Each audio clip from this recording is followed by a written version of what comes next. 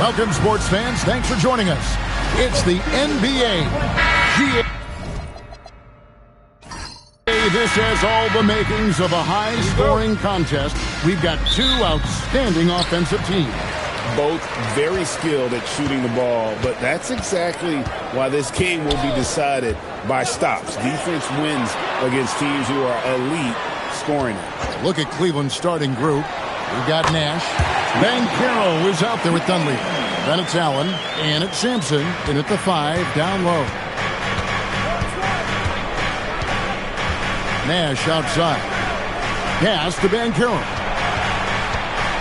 There's the 3, and it's Nash missing.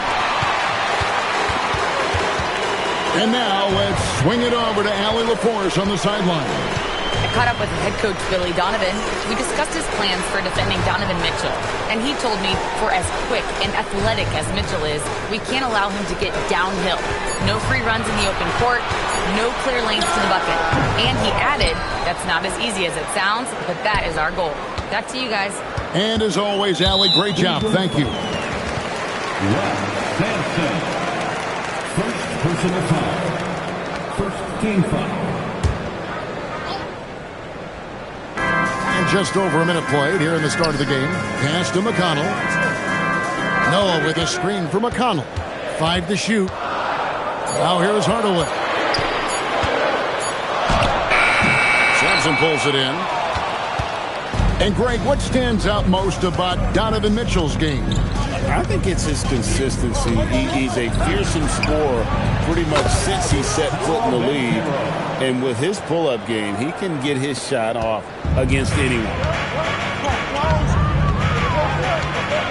Nash against McConnell. Outside Hardaway. Pass to James. The 3. Another miss by James. Cleveland's gone 1 of 2 from long range in the first quarter. Here's Allen from downtown. Wow, through the contact, and that 3 almost went in, so he'll go to the line for 3 free throws. Yeah, there was definitely some contact there on the three-point attempt. First trip to the line for him here. Taking 3 shots. That free throw good from Allen. So, Richard, let's give him some credit. Jared Allen has turned himself into a more complete player, wouldn't you say? Yeah, he's not just a floor spacer, but he does everything else at an elite level. Very efficient. Doesn't make a ton of mistakes that will beat you. And he sinks the second. And, Greg, the Bulls have said they're leaning towards building with depth, saying that star teams are more vulnerable to injuries. Well, they don't yet have a bona fide big-time star on this roster, so if you ask me, that might be a case of sour grapes. And it's a luxury to have a great shooter like him at the line. Very rarely see a miss. Noah with a screen for James. And again, LeBron missing. And this quarter, he has clearly been off the mark. And Banchero outside. Nash outside. Pass to Dunleavy. This one for 3. And another miss by Cleveland. And I thought that was going to drop. It looked good from here. About 3 minutes gone here in the first quarter. Hardaway, no good. The Cavaliers leading by 4. And here's Nash. Cavaliers moving the ball around. Here we go, one-on-one. Hardaway passes to McConnell. LeBron outside. Outside Hardaway.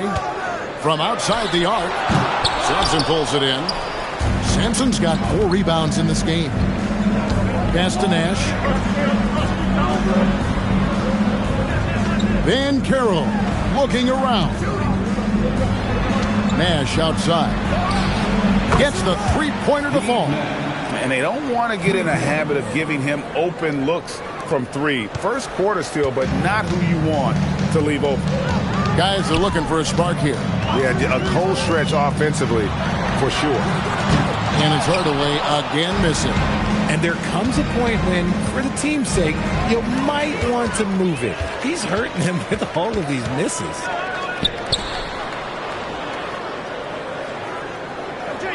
Fareed, a screen on Allen. Hardaway for three. And it's Hardaway again missing. And this is the type of game you just throw away as a player. He has yet to score a point and looks completely flustered. Pass to Sampson. There's the triple. Rebound by the Bulls. Here's McConnell. Still without a basket. Makes a big high bounce and goes in. Looking almost automatic. For a guy that skipped college, James is pretty polished. Allen outside. Money from the wing. Allen's got 5. Pick works well there. Not much resistance from the D. Yeah, that just comes down to a lack of effort. The defender has to do a better job fighting through the screen. And Billy Donovan wants a timeout. Coach is going to talk some things over with the team. Might be seeing something to adjust. So Chicago ends up going with the new group. And here's Mayo from the arc. And the Bulls with another miss. Cleveland with the ball. Big run right now going for him, 11-2. Marbury passes to Kaminsky. Here's Marbury. Guarded by Green. And the foul on Dorian Finney-Smith. That's his first foul. First personal foul. Second team foul.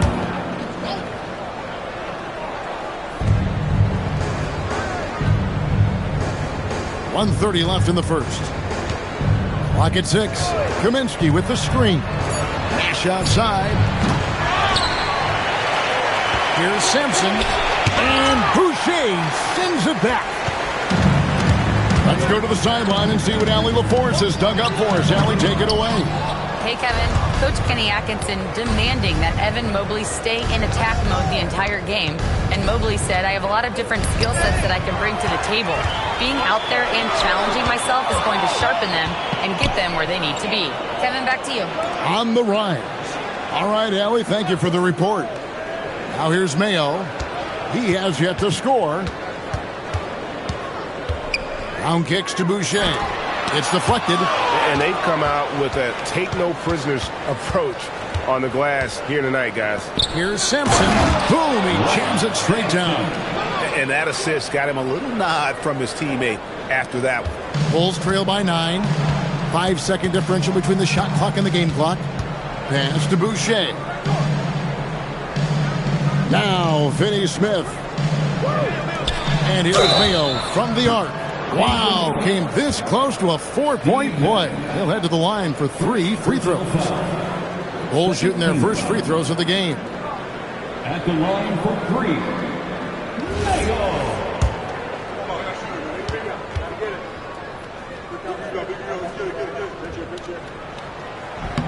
And he hits the first of 3.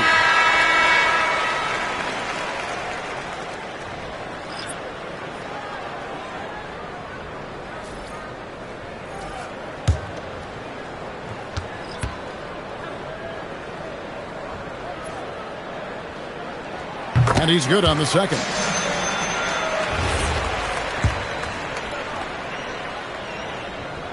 And he makes all 3.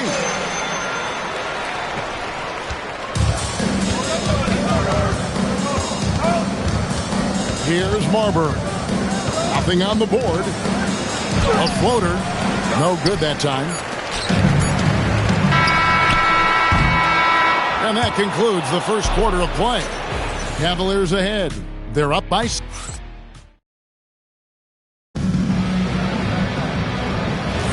And for those of you just tuning in, the second quarter of action is where we're at right now. And from what you guys have seen so far from Cleveland, what's your take? What we saw in that first quarter, they won their matchups defensively. Making it as difficult as possible for the offense to find clean looks. Great stuff. So with LeBron on the bench, here's the group that Billy Donovan has on the floor. Hardaway is out there with Dorian Finney-Smith. Then there's Brown, then it's Mayo, and it's Green in at the 2 spot. And here are the Cavaliers now after the Bulls pick up 2. Pass to Marbury. Takes a 3. It's hauled in by Brown. Bulls trail by 4.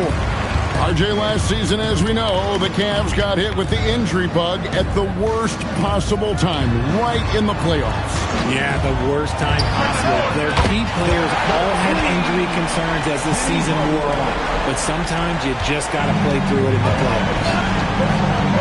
Outside Jackson. There's a good screen. A three-pointer off the mark. You love to see the competitive fire, but he couldn't sink that revenge triple. To the paint. Here's Brown. Good. Great play by Green to set it up. And the Bulls lead by 1. Saw the angles and led him right to the hoop with that pass. Omerosh, he's checked in for Dorian Finney-Smith. And then for Cleveland.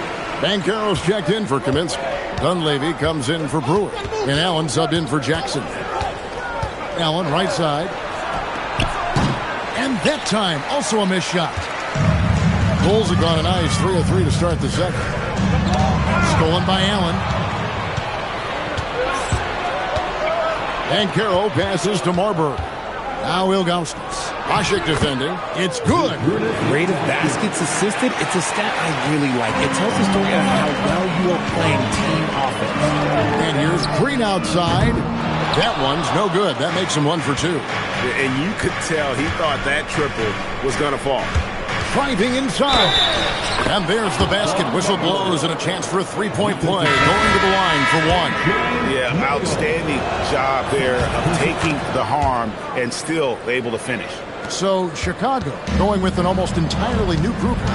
Joakim Noah is checked in for Asher. Kenneth Fareed comes in for P.J. Brown. James checked in for Danny Green. And it's T.J. McConnell in for O.J. Mayer. The shot of LeBron. It's the final piece of his game. It'll be interesting to see how he develops it. Pass to Dunleavy. Cleveland moving it around. Bounce pass from Banchero. Here's Allen. And no good. Good D by Hardaway.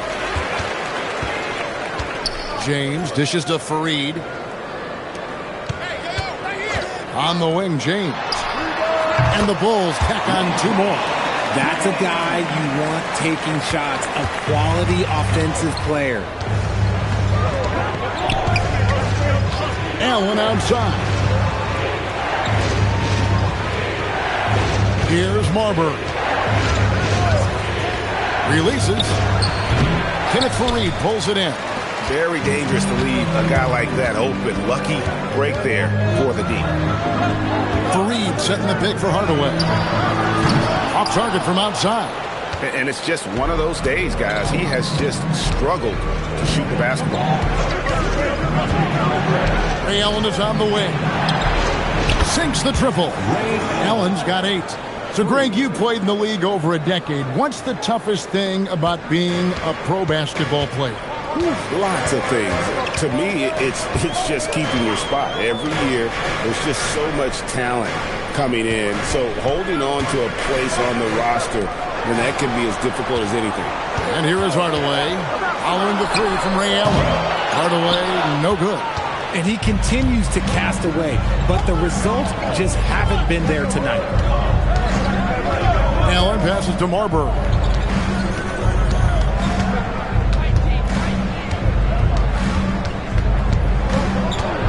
To the hoop.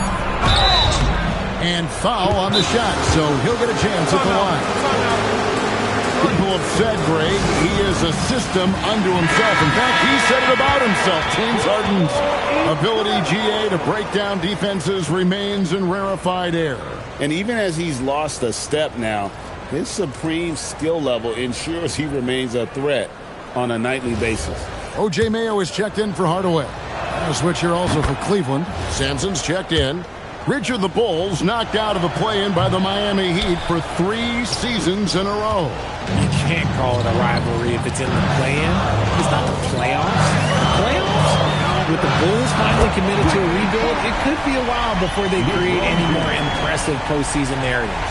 And after struggling out the gate, he's looked more confident. And it's why his teammates have continued to feed him. To Marbury, pulls up on the wing, and a great assist by Allen as that one goes in.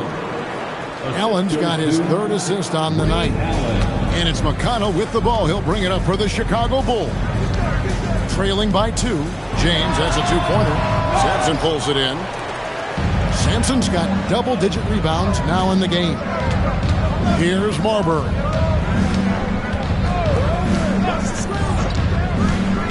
Back to Allen.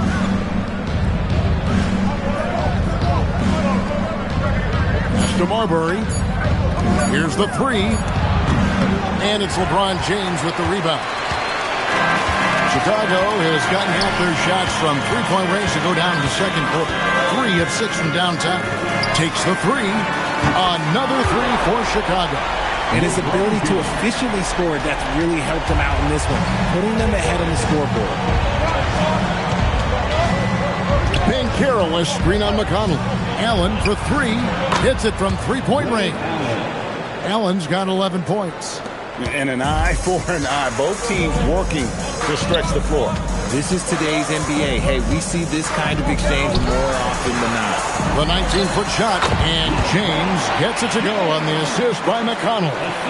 This is what the hype is all about. James having a big night on offense and loving every minute of it.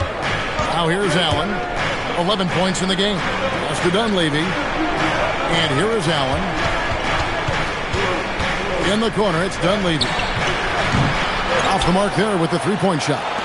And not allowing the shooter even an inch of breathing room on that one. I'm sure they'll think twice about shooting against him next time. From deep, James. He can't get it to go. And so it's LeBron James making things happen for the Bulls. We witnessed him delivering a series of three-pointers as he notched 3 total in the quarter. All right, Allie, thanks for that. We'll be right back after halftime for the start of the third quarter. We'll see you in just a moment.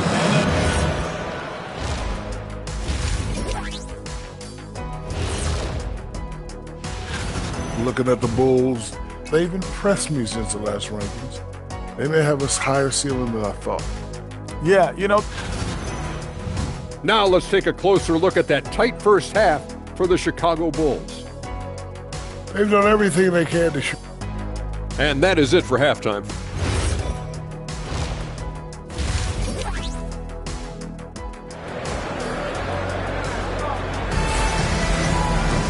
Second half of basketball upon us. We may be in for an exciting finish based on how close of a game it's been so far. It's been a clinic out there by James. And if he can keep shooting from deep like he did in the first half, he's going to be more than a handful. And let's see if the D adjusts, make life a little more difficult on him. Checking out the group for Kenny Atkinson to start the second half. Allen out there with Nash. Then there's Dunleavy. Then there's Carroll. And it's Sampson in at the center, locking down the middle. And now Allie LaForce has something for us from the sideline. Kevin, the Cavaliers have twin towers with Jared Allen and Evan Mobley. Allen said when Evan was first drafted, there were a lot of questions on whether 2 big men could work together in the modern NBA. At this point, I think we've proved to everybody they're wrong. It's all working out, and every single year it gets better. Kevin? Okay, Allie, thanks. Bulls trail by 3. Inside. And denied. He sends it right off the glass. To the inside. It's blocked. Hard away against Allen. 2 free throws coming up, and they call the shooting foul. Bulls shooting their 4th and 5th shots at the foul line in the game. And last season, when they got themselves to the line, they usually came through as a team up around 81%. Take a break. Take a break. 2 shots.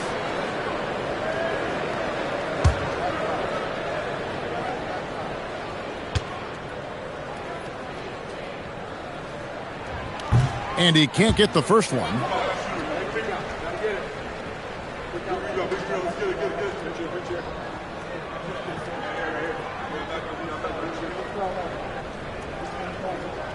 We got this.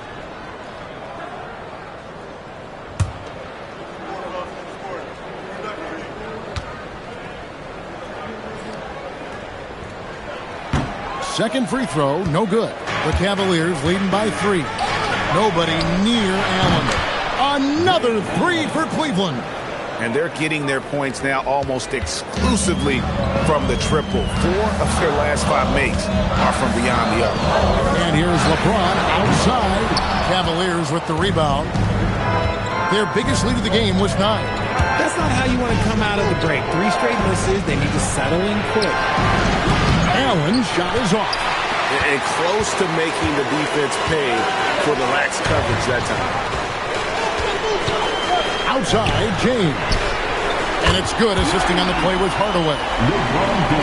Hardaway's got his 3rd assist on the night. The Cavaliers have gone 2 of 5 shooting here in the 3rd quarter. And timeout call by Kenny Atkinson. He made the decision to huddle up with his guys and talk about strategy.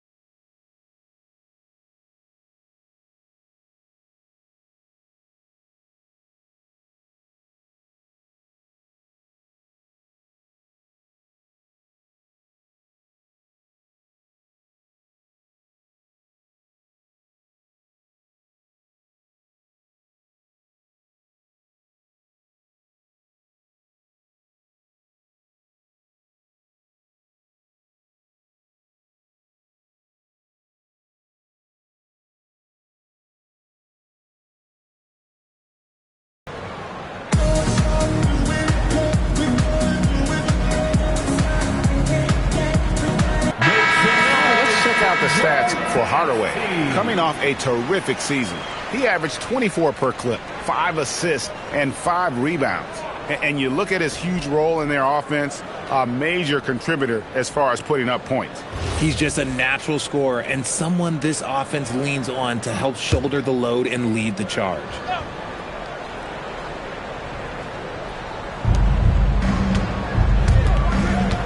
Here's Dunleavy. James covering. Allen outside. Down to 5 on the shot clock. Once again off the mark by Cleveland.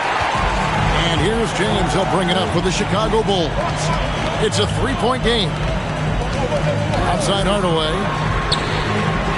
No good from outside. Gotta find easier shots when you're already struggling. That's not gonna get it. Allen outside. Now Dunleavy, scoreless thus far. Sinks the 3-pointer. Defensively, they just look out of sync, not closing out on the threes in time. Nash against McConnell. LeBron outside. Fires from deep. That's good. It's McConnell with the assist. McConnell's got 6 assists here tonight. Nash outside. Banchero a screen for Nash. Allen outside. And another 3 for Cleveland. And how about the last 5 made shots have all been threes? The defense is just giving up a barrage. On the wing, James. Tried to come right back with the 3 of his own, but it's no good. When you think about what makes Evan Mobley such a special talent, Richard, what comes to mind for you?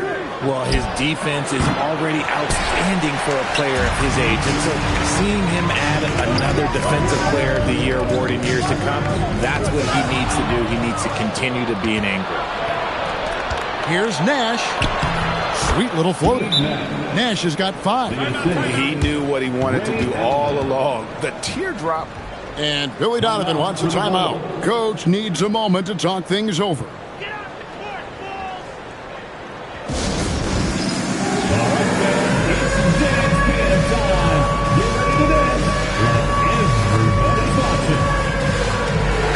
Fernandez is checked in for Cleveland. And we have some time now to show you which rookies have the greatest impact offensively over the course of the last month. 4th, LeBron James. And those numbers have started to set him apart offensively from most of the other rookies in the league. Now, here's McConnell. Hasn't made one yet. And the whistle blows. It's going to be on Paolo Banchero. That's his first foul. And Cleveland making a change here. Chandler's checked in. In for the Cavaliers, number 17, Wilson Chandler. Pass to Noah. Noah with a screen for James. 6 on the shot clock. Here's McConnell. And again, no good by Chicago.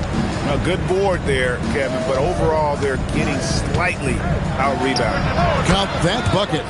He's got 7. And even with the big lead, he remains focused on the task at hand. If he has space in the mid-range, he'll let it fly. Doesn't matter if the score is tied or they are up big. Hardaway kicks to McConnell. Bulls moving the ball around.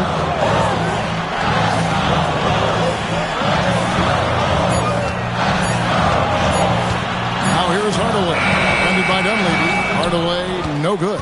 Just an ugly show from him offensively. Yep, no way to describe it, just ugly, and that hasn't helped. In the corner, it's Dunleavy.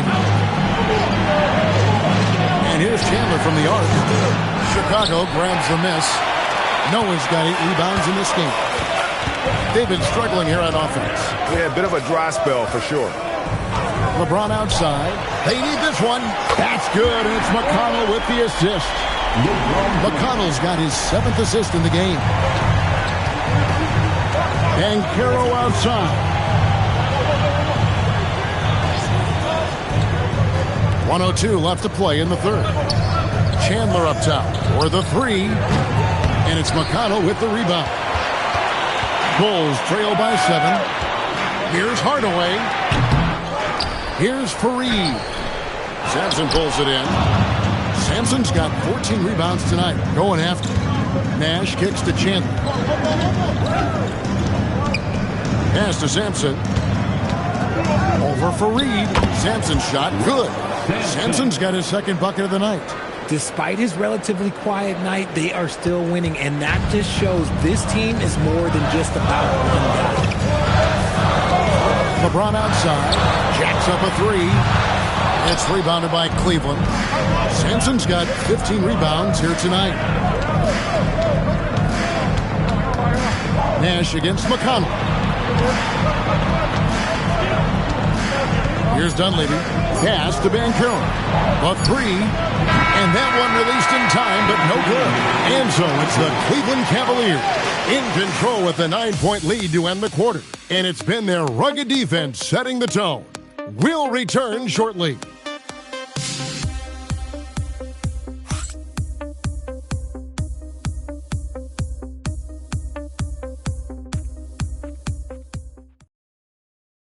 How about a look at today's State Farm assist of the game? And I'm glad this was the pick because I love this pass. Such a great dish. That's what I call court vision. There wasn't a better pass in the game, almost like he had a 6th sense. The 4th quarter has arrived. So good to have you with us. So James on the bench.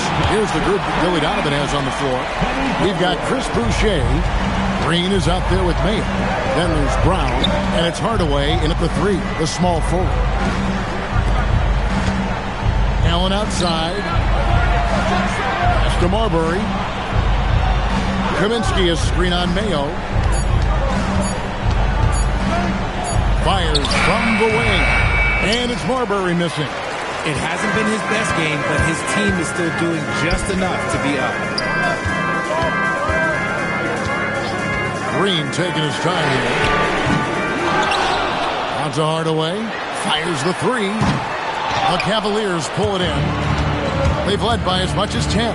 They'll be playing host to Miami for the next game. That game is the first and last of their homestand.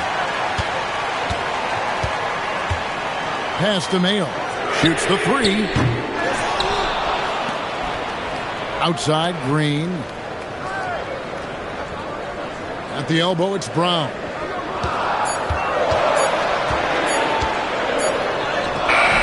It's rebounded by Zydrunas Ilgauskas. The Cavaliers leading by 6.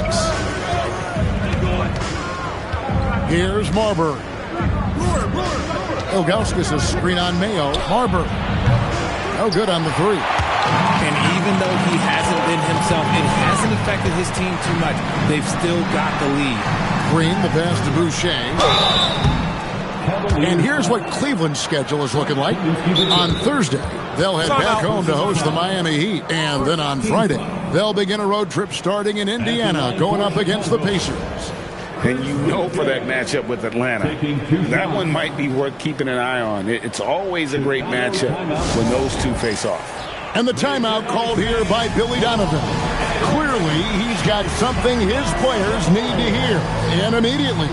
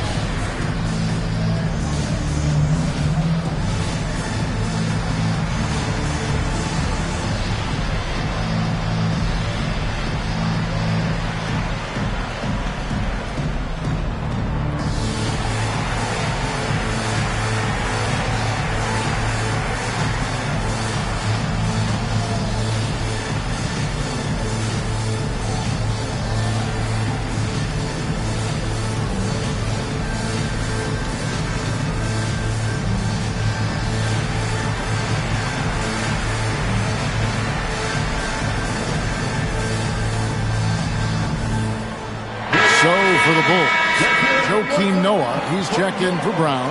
LeBron comes in for Green, and it's T.J. McConnell in for O.J. Mayo. Then for the Cavaliers, Sampson's checked in, and it's Jackson in for Corey Brewer. Let's check in now with our Allie LaForce, who's got a story for us. Allie? Hey guys, Billy Donovan was just reviewing the plan with his team.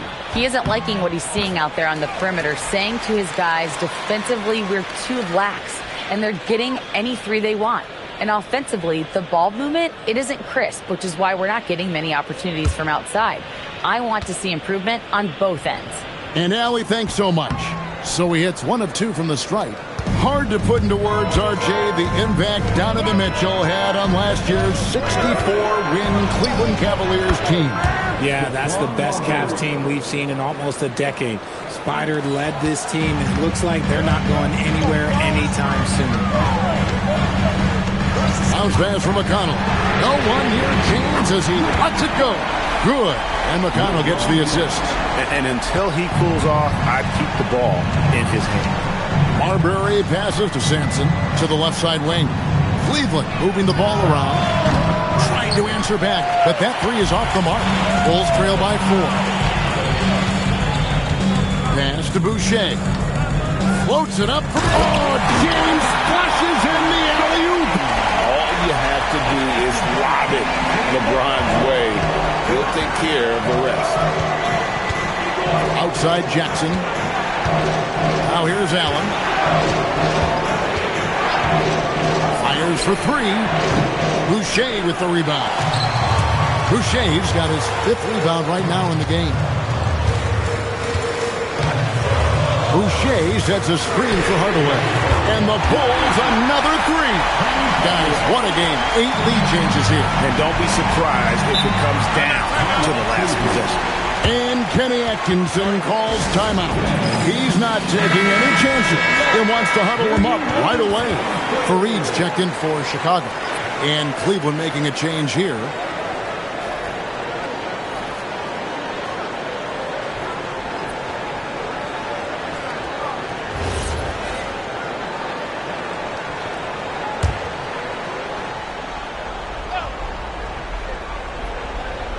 And the ball goes out of bounds. Last touch by James. Cavaliers ball.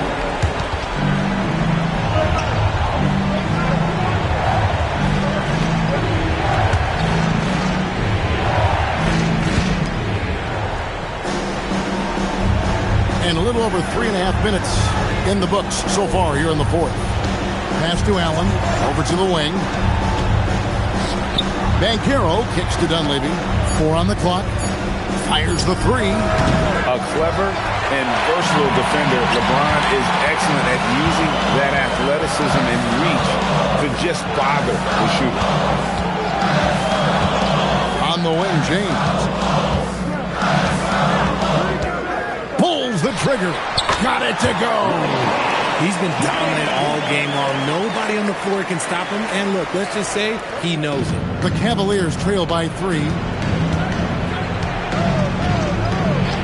Nash with it. Allen fires. He drills the 3. He has a lot of points from long range this half. He's taken advantage of a really tired defense.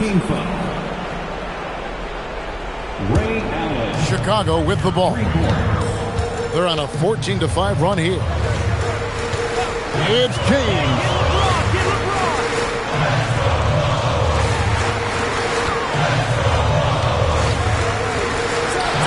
Takes advantage. That J is good. Some players shrink when the pressure's on, but he lives for these moments.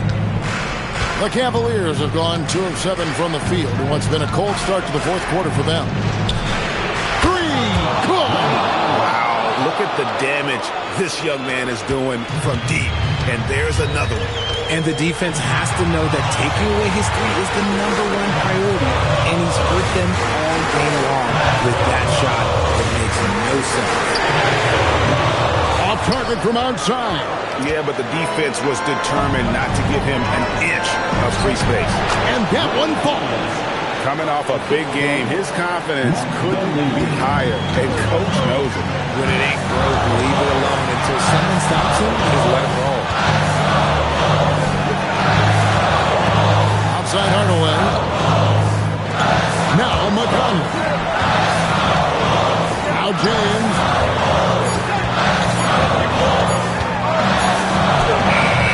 It's off.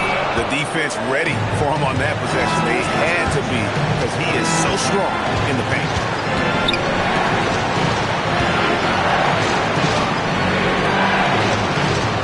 Now Allen beyond the arc. It's McConnell on the rebound. James looking it over. Too much strength. LeBron powering his way inside. Oh, you just love seeing a player with absolutely no fear. He knew what they needed here and was determined to deliver. Really good work on the interior. That is a critical 2 points there. That was an ideal scenario really for him. Point blank range and also a size advantage. Along to the Cavaliers. Wes Sampson. Shooting 1.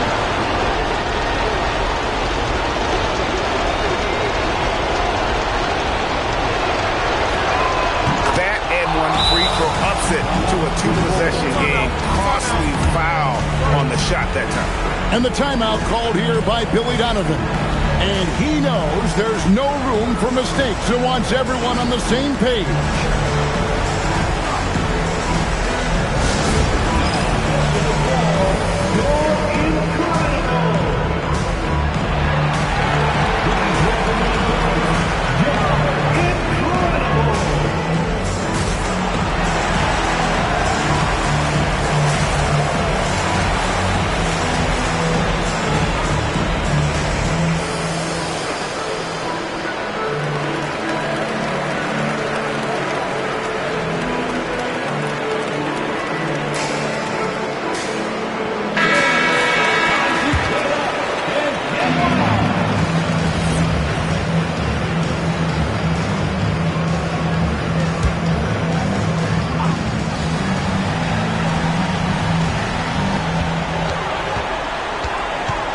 Outside, James. And Carroll vacuums it in. And an intentional foul right there. Personal foul. Second team foul. Shooting for Brooklyn. Taking 2 shots.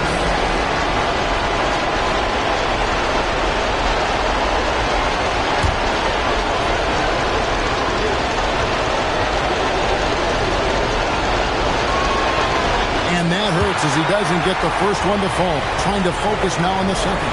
And all eyes on Banchero here. They want to see how he handles some intense pressure. And he does get the second one. And that puts them up by 5. 2-second difference between shot clock and game clock. Time called here. The Bulls decide to talk it over. 23 seconds left in the fourth quarter of this one. Turning here to our analysts. What factors, guys, come to your mind? Trying to stay alive. They've got to work quickly. Yeah, no time to waste. They basically have to execute things perfectly from here on out.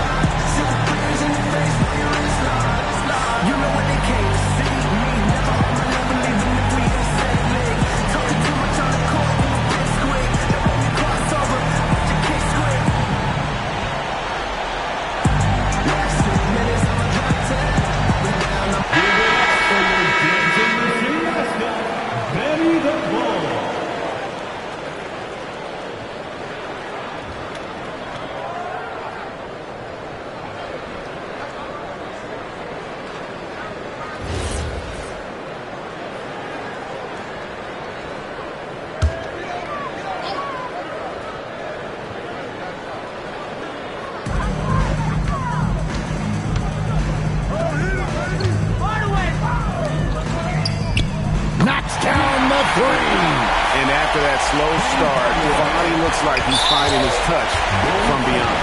They foul intentionally. That's what they have to do at this point. And you know what? Smart foul. You got to try and extend the game.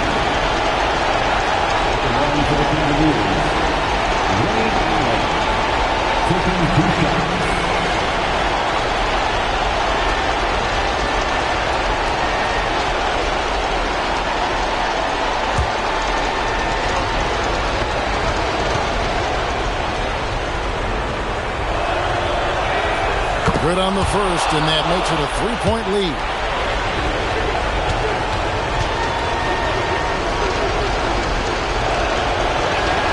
Second one is good. Getting both at the line, and it's a 4-point ball game. Calm and cool, and his free throws put a bow on this one. Nice way to finish the game up. And now an intentional foul. They need the ball back as soon as possible. Second personal foul. Fourth team foul. Shooting for Cleveland, Ralph Sampson. 2 shots.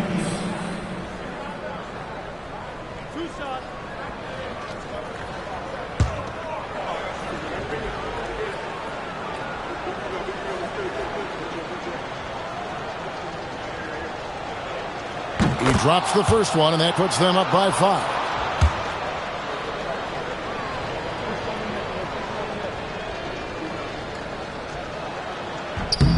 And so he drops them both.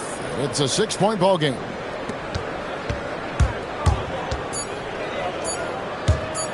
Shoots the 3. We see the Cavaliers get the win here. This was a hard-fought, well-earned victory for them, Greg. They really had to work for this win. That's a good point.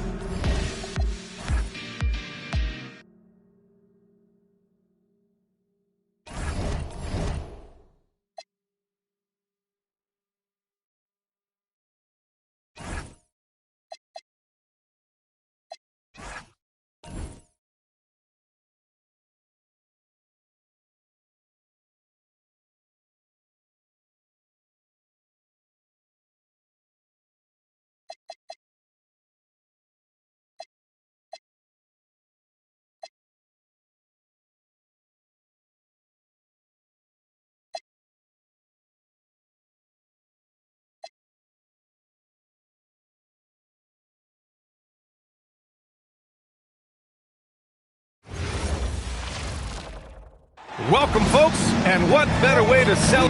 We know things can get heated between these two, Grant. No love lost in this matchup. And that competitive fire, it grows when you're in the same conference. You get to see each other so often. You know, B.A., I think we're in for some good theater in this one. So a look at the starters for the Pacers. Pascal Siakam out there with Jared Allen. Then there's George. Then there's Drew Holiday. And it's Bowen in at the small forward position.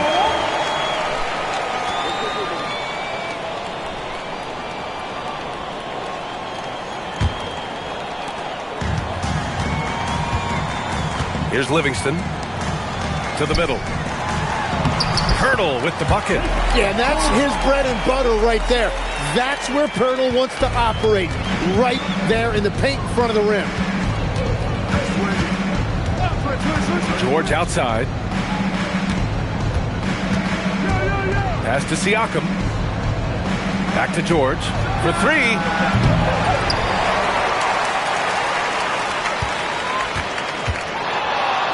Here's Bowen. Some nice passing by Indiana here. They get it back. Count that bucket.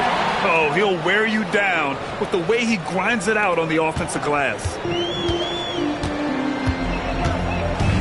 Here's Livingston. Smith outside. Three-pointer off the mark. Tim, how do you like this blend for the new Pistons? Wily veterans alongside the new blood. I love the way they have built this team. Shooting was their Achilles heel, but these veterans bring spacing and savvy. Well, the numbers don't lie. Paul George has been one of the most accurate three-point shooters of his generation. Smith right side.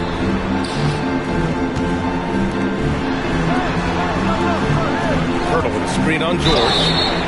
Foul beyond the arc, and he almost hit the shot. He'll go to the line for three. When you think about the skill of Cade Cunningham, Grant, at his height, what a combination. You know, B.A., whether it's scoring inside or seeing over the defense or just beasting on smaller guards, his 6'6" frame is certainly an advantage. Tim, you've been vocal in your praise for Cade Cunningham, and rightfully so. Well, B.A., on any given night, Cade can be the best player on the floor. He scores, he makes plays, he rebounds, and he processes things quickly. He always seems to be under control. And Grant, while most didn't expect it, last season the Pacers made the second NBA Finals appearance in their franchise's history. Yeah, B.A., there's so much belief right now in that locker room. They never feel like they're out of the game, and that makes them dangerous. Hey, sometimes the best looks don't equate to points. Livingston, pass to Smith, and he banks in the layup. The defensive effort was lacking a bit, but hey, give them credit for finding a weakness there. Well, with that kind of success, I imagine they'll continue to be aggressive inside. The shot by Holiday, no good. Detroit has gone 0 for 2 from outside. A moment to hear from Allie LaForce. A bit ago, J.B. Bickerstaff and I were able to chat. He talked about the importance of trying to control the pace of the game. Coach said, quote, Halliburton and his offense like to play fast and push the ball up the floor. So we want to limit their fast break chances and make them play in the half court. We'll see if they're able to slow them down. Guys? Thank you for that, Allie. For Detroit, they've gone 2 for 5 here in the first. Smith outside. Takes a three. Knocks it down from distance. Smith's got 7. Defensively, you have to stay connected to him on the perimeter. George outside. Can they get it? And once again, off the mark by Indiana. Yeah, this quarter has just been a struggle for him offensively. Livingston, pass to Pirtle. Pass to Livingston. And here's Caldwell Pope. Now here's Pirtle. Down to 5 on the shot clock. Here's Livingston. Releases. The rebound by Allen. Pacers trail by 4. Siakam, right side. The Pistons clear it. This, their first chance to take a look at Indiana this season. Jackson with a screen on Holiday. Pass to Smith. Lets it go from deep. The shot comes out. Well, fortunately, as he searches for his scoring rhythm, they still have the lead for now. It's George on the wing. And the shot is good on the assist by Holiday. George has got his second bucket of the night. And that's why Paul George is such a talented scorer. He can even do it off the catch. Back to Smith. Pass to Caldwell Pope. From outside the arc. And again, the Pistons missing. I love how they've attacked the boards here in the first quarter. Oh, it's blocked by Jackson. Oh, that's a great block. Jackson protecting the house. Pure from three-point range. The Pistons trailing. And so the timeout by J.B. Bickerstaff here. I think right now he might be looking at some adjustments. And Grant, we hear all the time about the rookie wall. Oh, it's definitely a real thing, B.A. Not for every rookie, but a good percentage of them. You know, I'm interested to see which ones in this class are able to power through. Gallinari, he's checked in for Detroit. Simmons comes in for Caldwell Pope.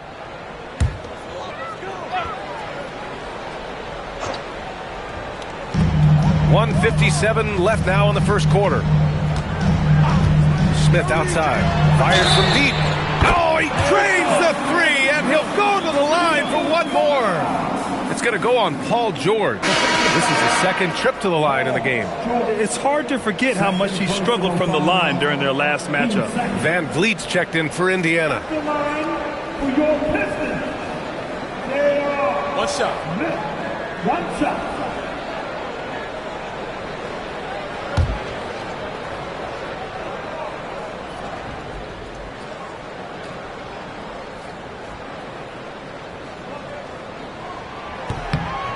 And last season, the Pistons became the first team ever to triple their win total from the previous campaign.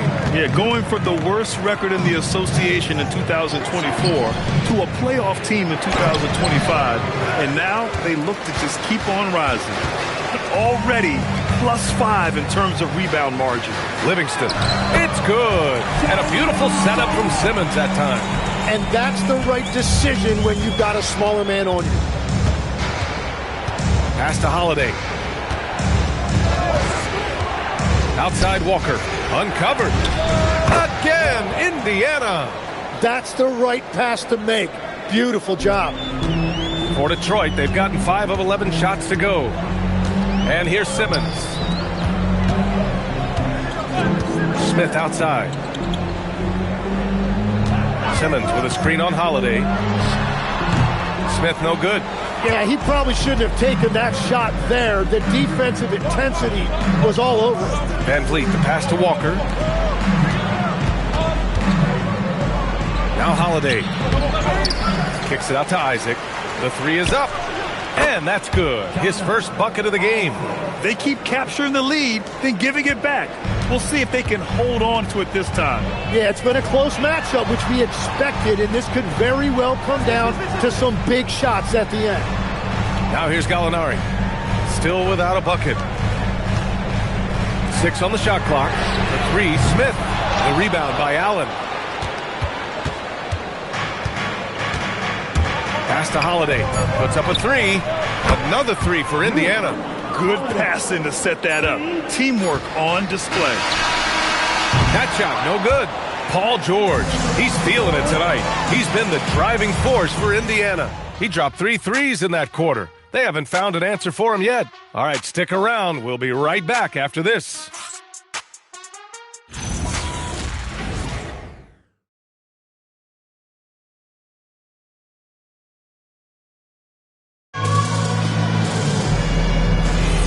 If you're just joining us, we played through one quarter in this one.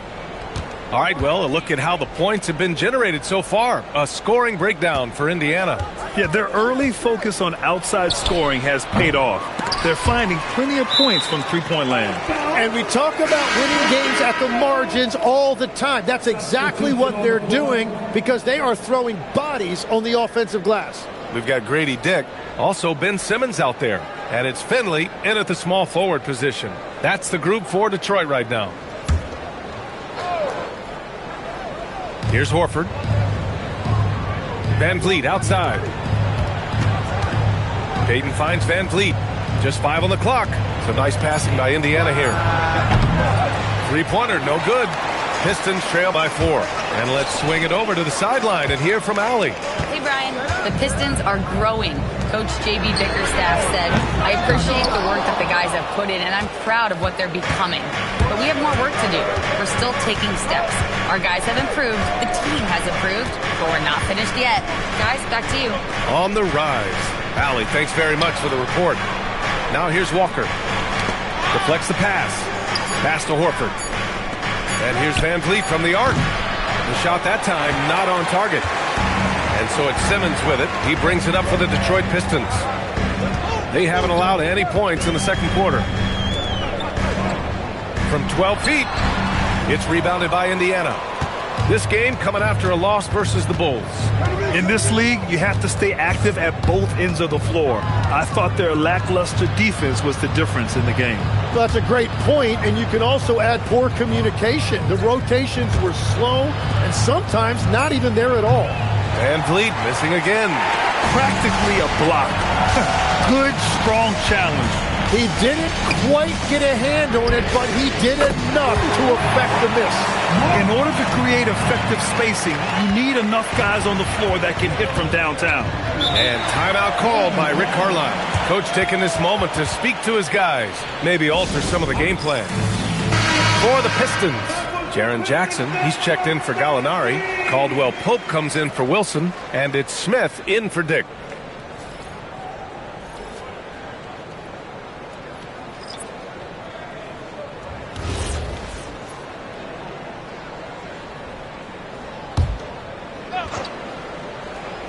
Second quarter of play with around 2 minutes gone so far. Bowen passes to George.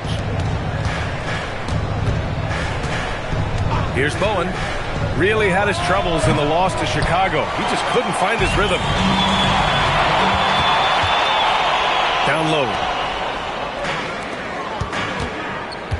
Caldwell Pope with it. Left side Simmons. Back to Caldwell Pope from behind the arc. No good that time. Loose ball. Loose ball. Go the other way. And Detroit making a change here. Pirtle's checked in. The Pacers also with a sub. Allen's checked in.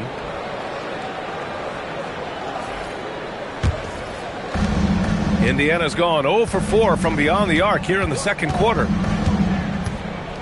Van Vliet outside. Launches a three. The rebound by Jackson. Jackson's got 4 rebounds in the game. And last season, the Pacers started the playoffs with home court advantage for the first time in over a decade, Grant. Yeah, the 4th seed in the East, BA. And with a blend of youth and experience on the roster, this is a team built to win now and into the future. Oh, got a piece of it. In transition. Smith passes to Caldwell Pope. Oh, rejected by Allen. Man, if you go in the lane, you have to know where Allen is or he'll make you pay. George outside. The three. The rebound by Detroit. They come into this one following the loss to Atlanta. And that was a tough loss. 1 or 2 breaks go their way, and it's a totally different outcome. The most discouraging part about that loss is that they actually played very well. Man, that can be frustrating. And at this point, the defense is daring him to shoot. Pass to Bowen. Back to George. Now here's Van Vliet. 6 to shoot. Allen finds Van Vliet. Another miss. Boy, they're in a funk right now. He is just struggling right now to find his way and trying to regain his confidence. Jackson, pass to Simmons. Van Vliet against Smith. Pirtle with a screen on Van Vliet. Pass to Caldwell Pope. Gets the three to fall. These teams just feeling each other out. Yeah, I love the spirit out there. Already 6 lead exchanges. And timeout called by Rick Carlisle. And we might see some changes. Coach potentially looking to adjust.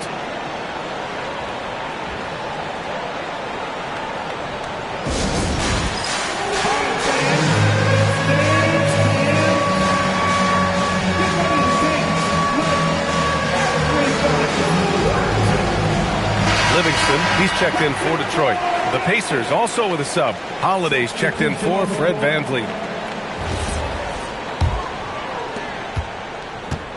And so it's Holiday who brings up the ball for Indiana. In the second quarter, held scoreless. The three, George. Well, after lighting it up from deep in the first quarter, they have quieted him down. Smith passes to Jackson. Here's Pirtle. Shot clock at 6. Pass to Livingston. Caldwell Pope for 3. Pacers with a rebound. Allen's got 9 rebounds in the game. Boy, he's getting it done. Holiday passes to George. Another miss. They desperately need a bucket. Here's Livingston. Smith outside. Detroit moving the ball around. On the wing, Caldwell Pope hits a three-pointer. I just love the ball movement. And he's got his first opportunity at the line here tonight. First personal foul. First team foul. At the line for one, Contagious Paul. Mind the lanes. Mind the lanes. One shot.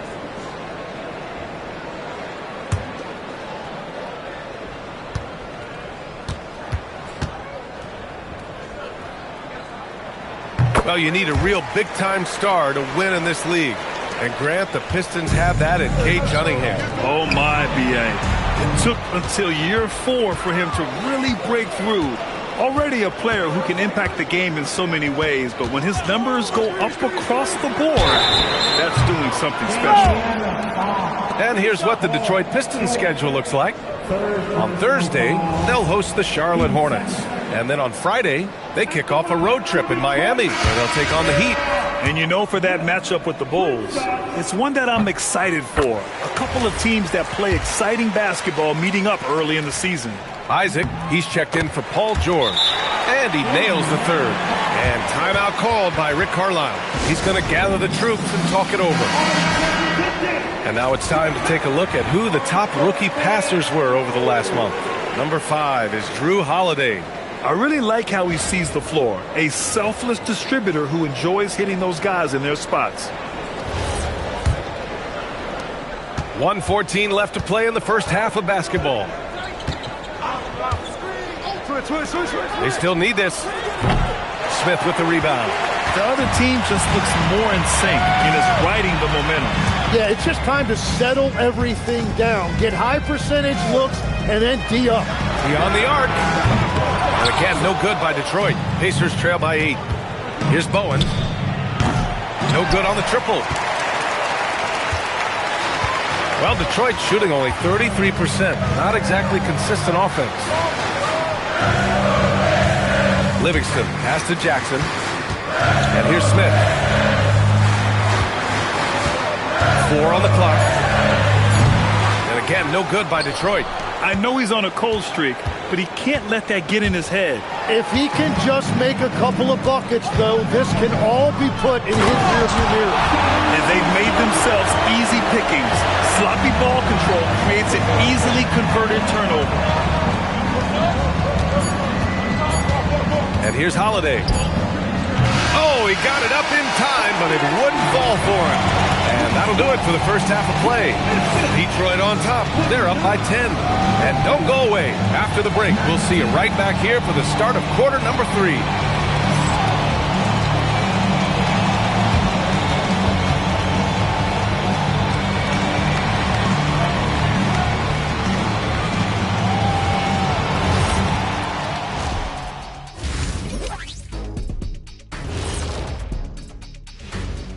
Welcome, everybody. This game revealing a big disparity in play.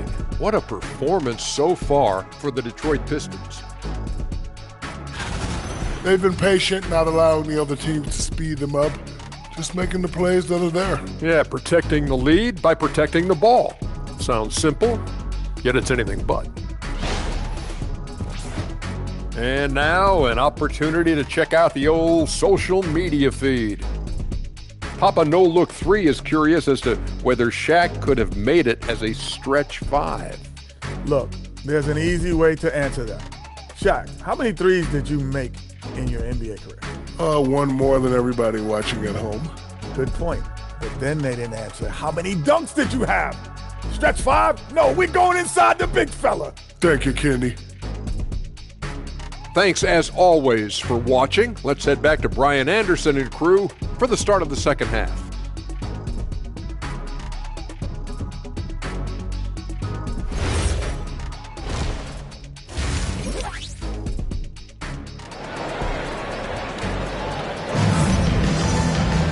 And happy you could join us. We've got 2 quarters left to go in regulation.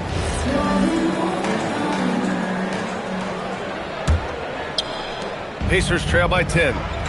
On the floor for Indiana, we've got Drew Holiday, Jared Allen out there with Pascal Siakam. Then there's George, and it's Bowen in at the 3 spot. And great passing, so often the thing that separates the good from the great.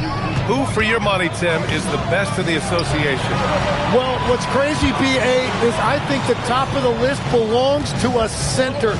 Trey, Nikola Jokic, to me, an all-time talent, still in his prime, and his playmaking ability, unquestionably, the best we have ever seen at the center position. Never seen any player like him. He's amazing. Maybe never will, either. The Pistons lead by 7. Outside, Caldwell Pope jacks up a 3, nails it from 3. Caldwell Pope's got 10 points in the game. And I love how he's pushing the tempo and creating for others. He does this game in and game out. Incredible. That is just beautiful ball movement. Unselfish basketball. Detroit has gone 1 of 2 shooting from the perimeter since halftime. Smith outside. The 3 is up. Siakam pulls down the board. Siakam's got rebound number 7 tonight. George outside, takes the 3, and it goes out of bounds. That one off Allen.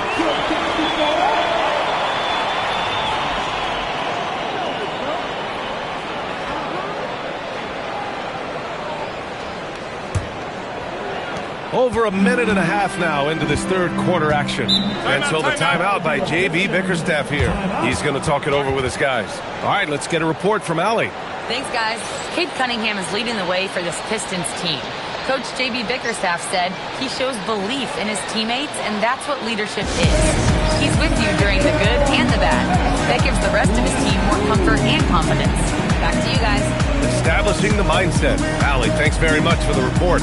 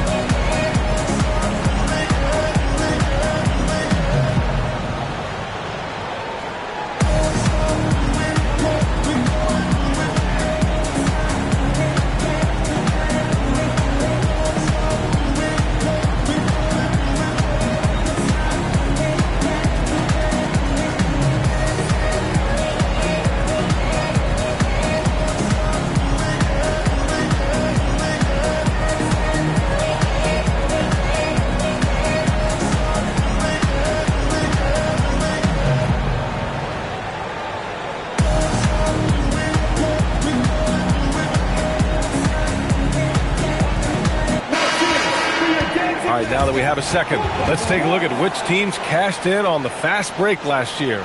Detroit, second. The Pacers in 5th. And last season, these teams really pushed the pace in transition.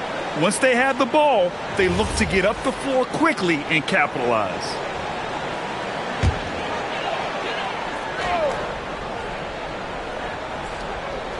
Here's Jackson. Pass to Caldwell Pope. Now Smith. Picked by Pirtle from downtown. The rebound by Allen. Allen's got a rebound number 12 here already in the game. He is just ice cold. Luckily, his teammates have picked up the slack. And he lobs it up top. George with a steal. In transition, here come the Pacers. Holiday from long range. Allen, the pass to Holiday. Hits the trifecta. Holiday's got 6. Well, you know, since getting drafted all the way back in 2009, Holiday has worked on that shot. On the wing, Holiday. Allen a screen. Lets the three fly. Here's Siakam. No luck on that one. Hurdle with some nice D. Yeah, forget about it. If Pirtle's in the paint, he's going to use his size to alter everything in there. Caldwell Pope, the pass to Livingston. Pirtle with a screen on George. Back to Caldwell Pope. Let's go with a three.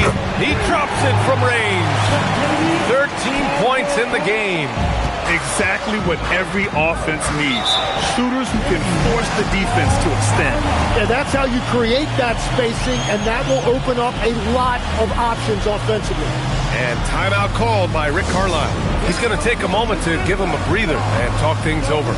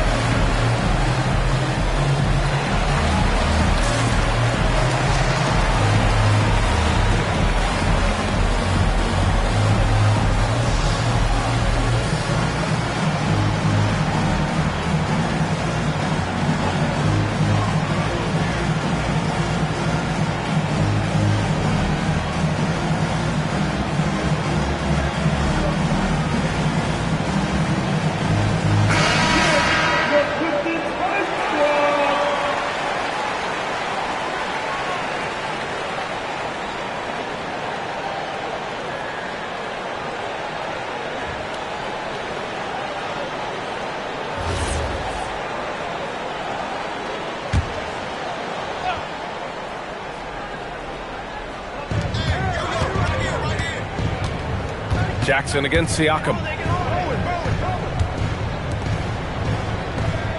Some nice passing by Indiana here. George for three. They get it again. Kicks it out to Siakam. The three ball. And George gets it to go on the assist from Siakam. George has got 15 points. Making his mark from long range today. That's his second triple of the half, his fifth overall. Pass to Livingston. Now Pirtle. Here's Livingston. Just 5 to shoot. Here's Smith. Indiana with a rebound. Allen's got 15 rebounds here tonight. One thing they've done well tonight, and that's rebounding. Siakam with a screen on Pirtle. They get it back. Another shot. And Allen lays it in. Allen's got his second basket. They haven't been able to grab many rebounds, getting burned on second chance opportunities. And so the timeout by J.B. Bickerstaff here. We might see him looking to make some tweaks to the strategy.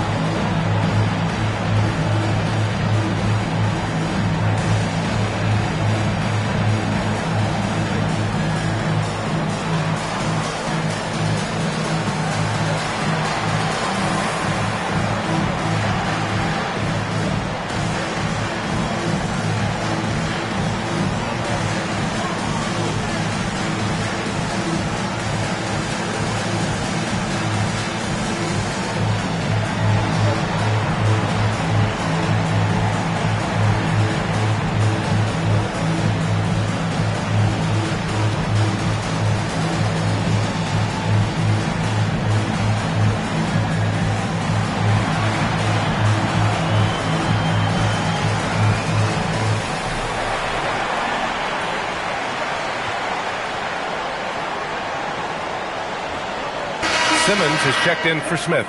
Walker, he's checked in for Indiana.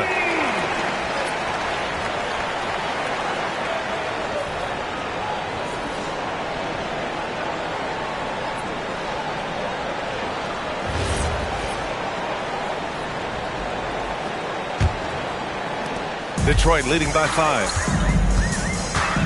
Outside Simmons. Pass to Caldwell Pope. Here's Livingston. Outside Simmons. Now here's Caldwell Pope. No good with the triple. Now here's Holiday. He has 6. Allen, left side. Here's Bowen. Here's Holiday. And that one's on target from the wing. And now just a 3-point Pistons lead. Easy look when the defender isn't fighting over the screen. Yeah, and that's the effectiveness of the two-man game right there. Now here's Caldwell Pope. He's got 13. What a performance. Hit 2 from beyond the arc in the first half, and he's added 3 more since.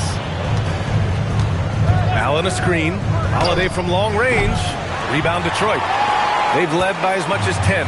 And it just feels like his poor shooting has been contagious to his entire team as they find themselves trailing. Here's Siakam. Pascal Siakam throwing it down. Good ball pressure and fast plays like that will tighten this up quick. Jackson outside. Outside, Caldwell Pope. Pass to Livingston from deep. Walker pulls down the board. Just enough of a shot contest to bother him. Outside Holiday. 3-pointer. That shot is off. He just keeps firing from distance. I know he's trying to heat up, but at what cost? Outside, Caldwell Pope. Jackson outside. There's 37 seconds left to play in the third quarter. Pirtle, the pass to Simmons. Takes the 3. That one is off. And so it's Walker with it. He brings it up for the Indiana Pacers. Trailing by 4. Holiday finds Siakam. Some nice passing by Indiana here. Outside Holiday. This one for 3. They grab their own miss. And he can't get that one. And we've watched 3 so far in this one. Pistons ahead. They lead by 4. And coming up as soon as we return from break, the fourth quarter gets underway.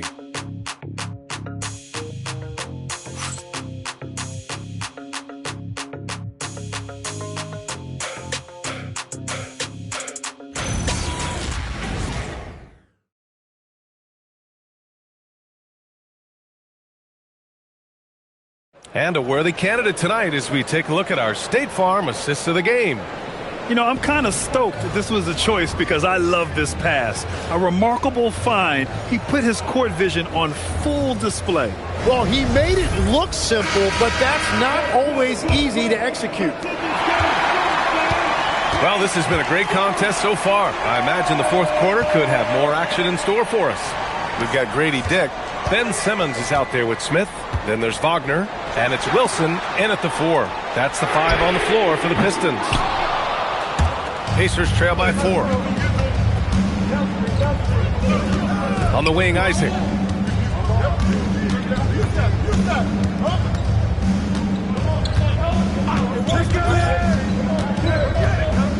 Horford in the high post. Over Wagner. Horford can't hit. The Pistons shooting 32% for this game. Not what they're hoping for. Smith no good. And this is exactly who you want taking that shot. He just missed it.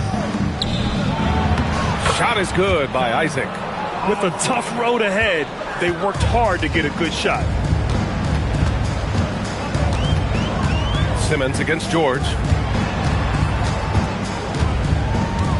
Outside Dick. Wagner with a screen on Walker. Here's Dick. Smith outside. From deep three-point land. And again, no good by Detroit. After making 2 threes in the first half, the defense has really tightened up on him here, and he's yet to hit one in the second. That puts him in the lead. Tight ball game coming down the stretch. Yeah, with 7 lead changes thus far, this has been a thriller. Pass to Wilson. Outside Simmons. Wagner outside. Here's Dick. Tried to answer back, but that three is off the mark. For Indiana, they've gone 2 of 3 to open the fourth quarter. Isaac outside. Horford in the high post. Wagner with a steal.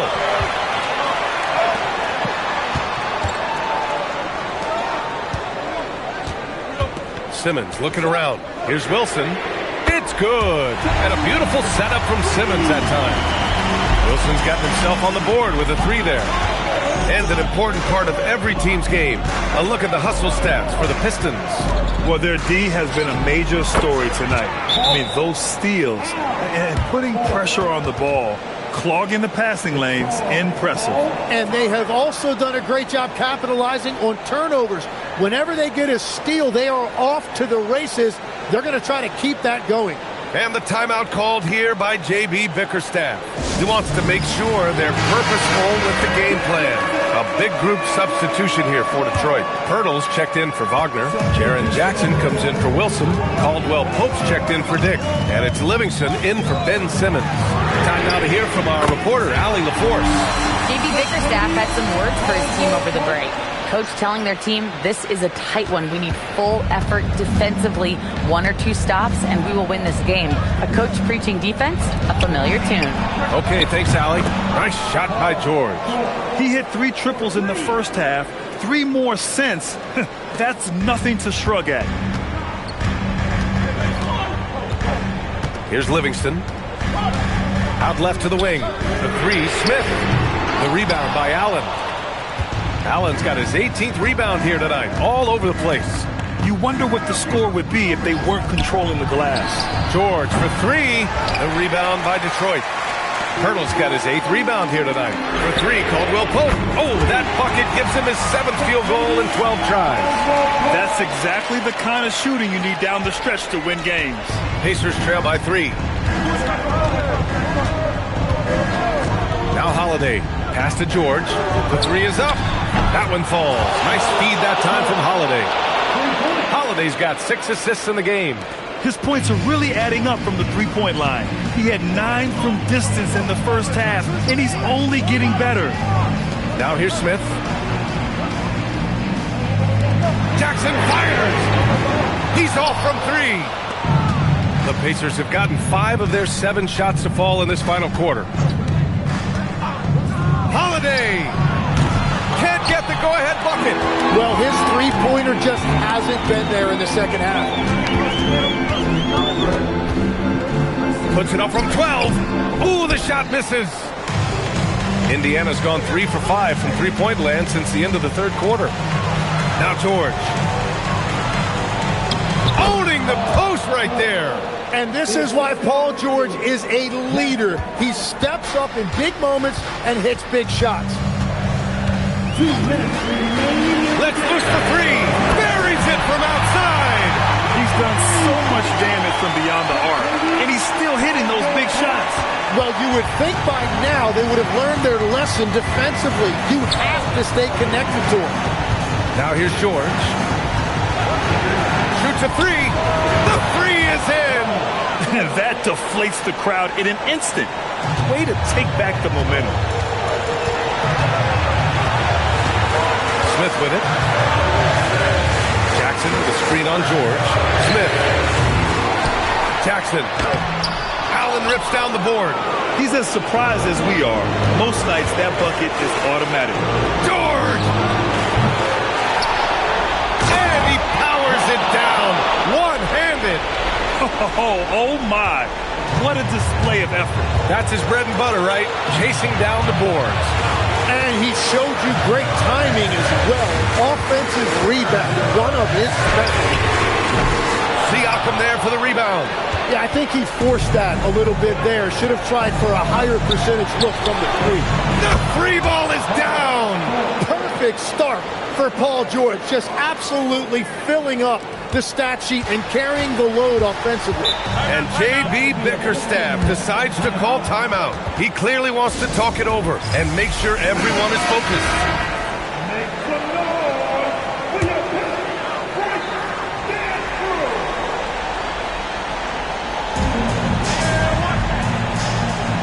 Jackson surveying the D.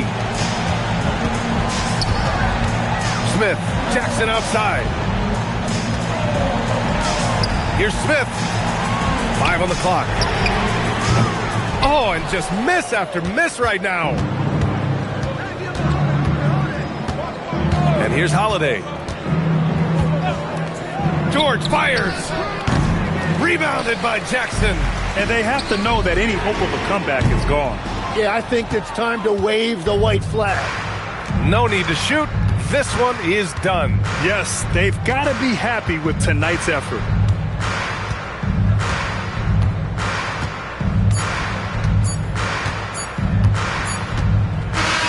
And so the Pacers take the win. This was a hard-fought, well-earned victory for them. They had to dig deep to come out on top. Yeah, you know, some teams might buckle under the pressure towards the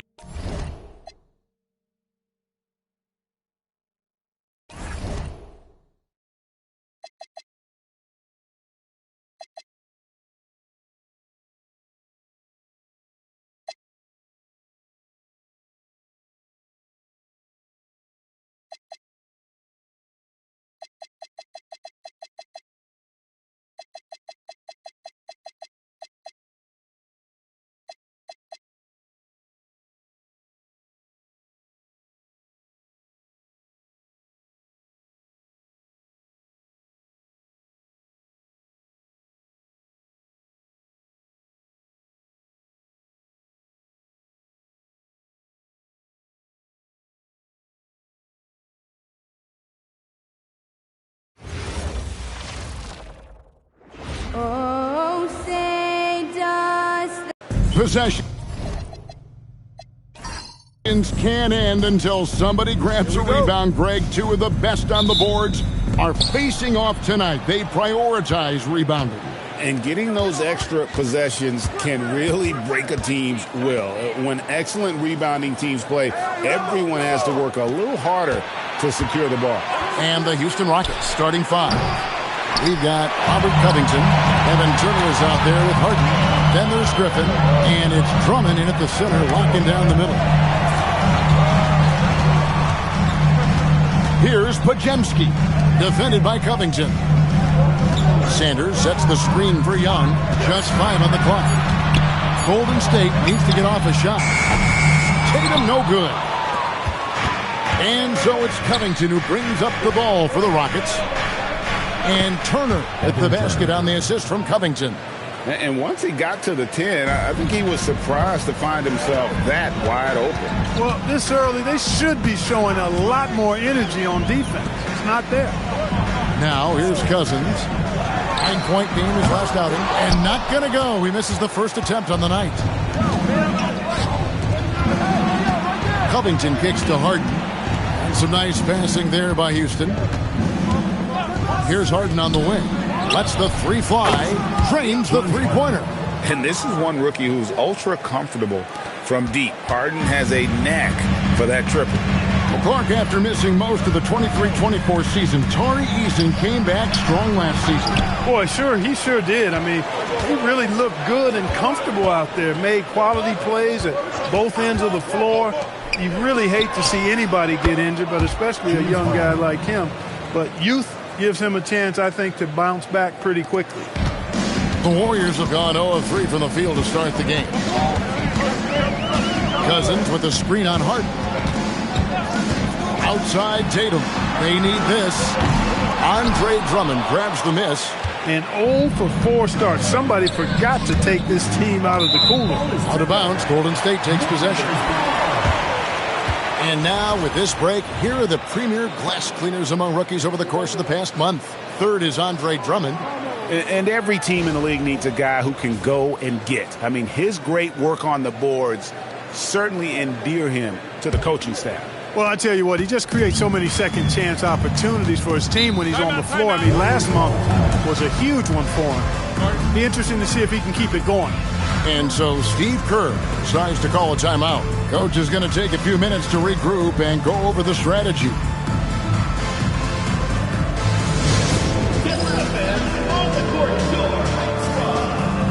The loudest and craziest fans get a free t-shirt. Let's hear it, fans!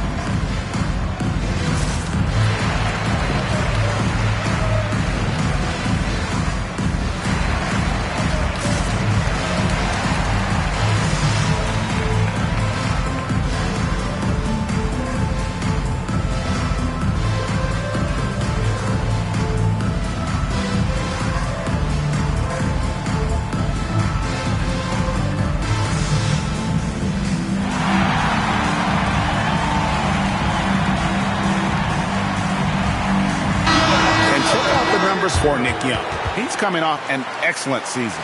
Put up about 19 points a game, 6 rebounds, and 2 assists. And always nice to have a guy like him who can really defend at a high level coming off the bench. You know, when you can sub in a lockdown defender, that's a major plus.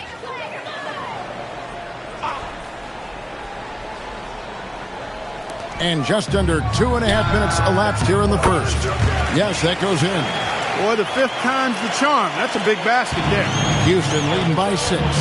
But perhaps the biggest surprise of last season, the Houston Rockets. For sure. I mean, they hadn't even made the play-in tournament in 2024. Just with internal development and improvement, ended up as the 2 seed in the stacked West. You've got to give Ime Udoka and his staff tremendous credit.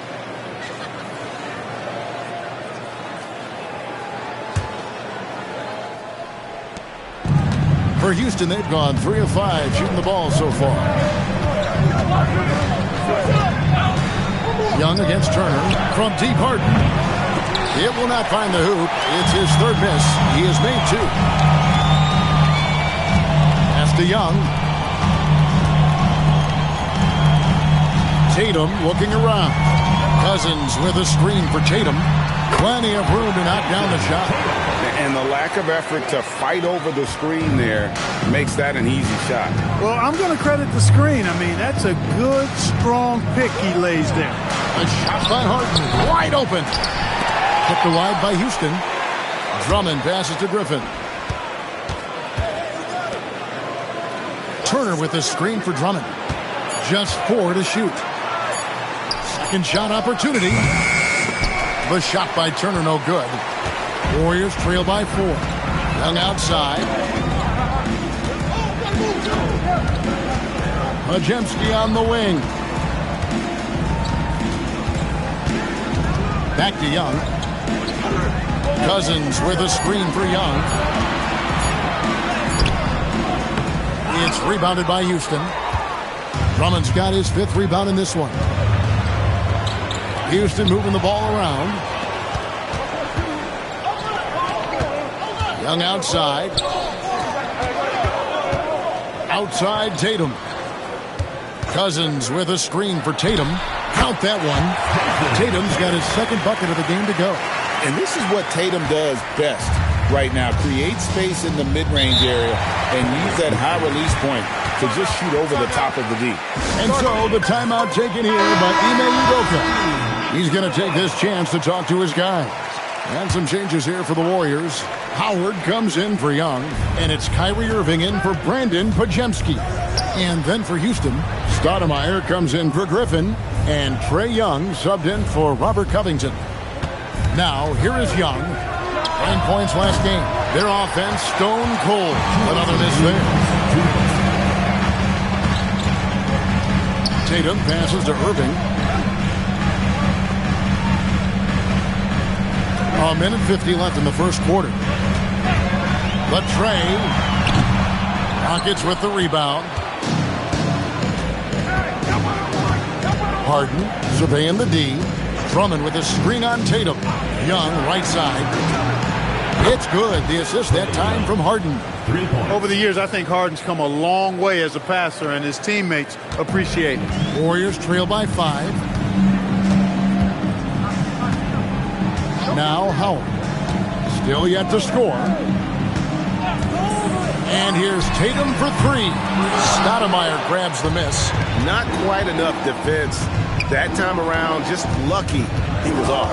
And now let's send it over to our courtside reporter, Allie LaForce. Thanks a lot. The Rockets have become a fearsome defensive team, and Coach Ime Udoka said, our young guys were tired of losing, and they bought into it. A huge part is just shifting the mentality and doing our part on that end. Understanding how much that impacts winning, it is a non-negotiable for me. Kevin, back to you. They've clearly bought in. Allie, we appreciate the report. Here's Young. Following the basket by Kyrie Irving. Stoudemire setting the pick for Young. Pass to Stoudemire. Off to a good start as he hits his first shot attempt. And he's a beast inside. I don't know how NBA defenses are going to deal with Stoudemire's size, speed, and strength. Now, here is Irving. 11 points last game. From past the arc, Stoudemire grabs the board. They've been beating them to a lot of those loose balls and rebounds here to start. Yeah, the half and half balls are going their way, and that's really a function of effort and intensity. You know, the ball doesn't discriminate. Whoever goes and gets it, that's who owns it. Here's Irving, and he got that one up in time, but doesn't go in. And so it's Houston in the driver's seat, up 8 points at the end of the quarter. A look at the field goal percentage now.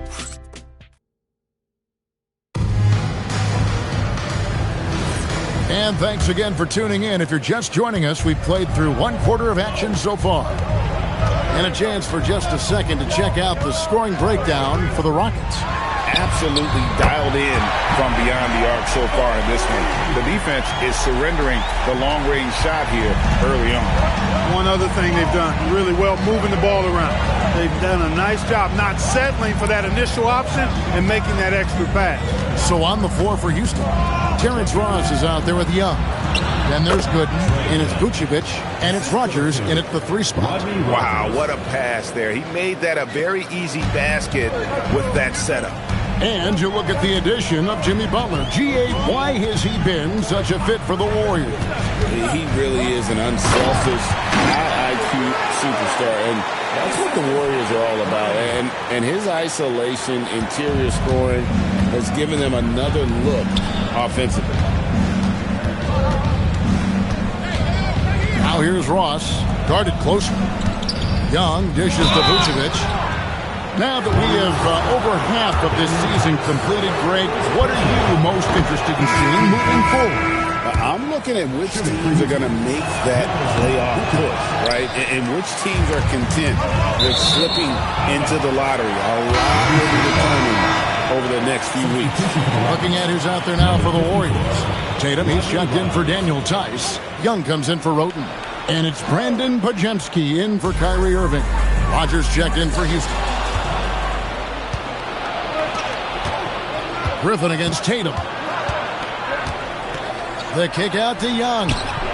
Gets it to go from beyond the arc. Young's got the lead up to 9 now for the Rockets. And the D has gotten a little bit laxed here defending the triple. Here's Pajemski. Clock at 6.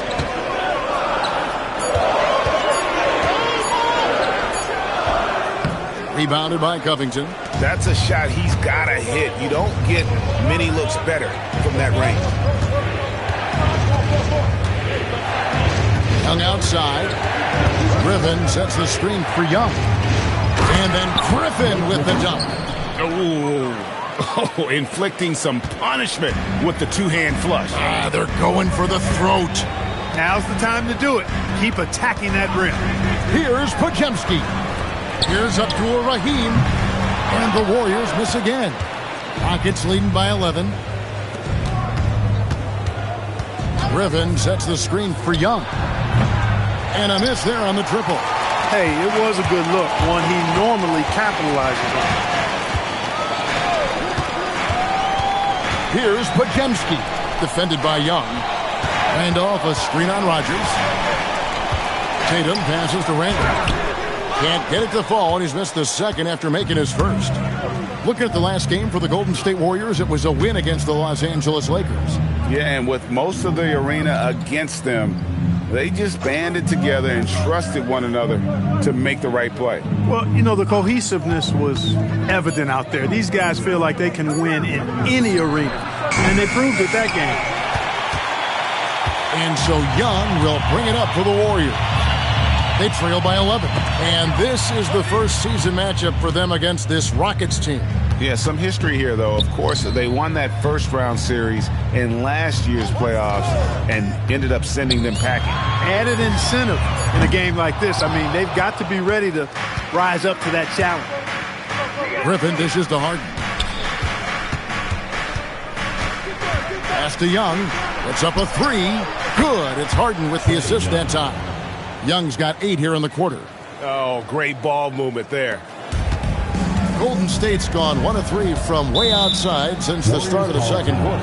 And so Steve Kerr decides to call a timeout. He's going to have a discussion on the sideline. Both teams will make substitutions. Right now, let's bring up the 2K leaderboard and see the teams that really knew how to clog the passing lanes last season. The Warriors, 4th. Well, when you talk about teams that had a great defense last year, you got to mention these guys. I mean, they were great at finding ways to come up with the ball. Deflections, loose balls, and steals.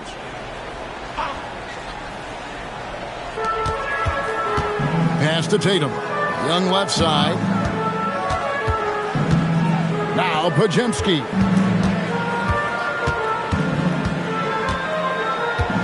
Shot clock at 5. Trying to end the drought. And the Warriors miss again. Rockets leading by 14. Young looking around. He's looking for Drummond and finds him. And Houston again with the bucket. Well, you know, this is what you like about him as a facilitator. He hits his man where he can do something with the rock. Pass to Pajemski. Lets it go with a 3. Andre Drummond grabs the miss. Drummond's got rebound number 7 for him tonight. And Turner kicks to Drummond. Back to Turner. Outside Griffin. Young with no one around. And again, it's the Rockets from deep. And their balanced effort at both ends has hushed this crowd. Yeah, you said the key word there, balanced. I mean, their big lead owes as much to their defense as their offense. And so Steve Kerr decides to call a timeout, looking for a breather and maybe adjusting a thing or two. All right, a moment to check out the stats for Larry Sanders. He had a strong showing last season. He was around 9 points per last year, 5 assists and 6 rebounds. The contributions he's been making on the floor have been a boon for this team. Great stretch of games for him. Yeah, you know, they've given him more responsibility, and he's responded. And the way he's going, I think his role is only going to increase. Tatum.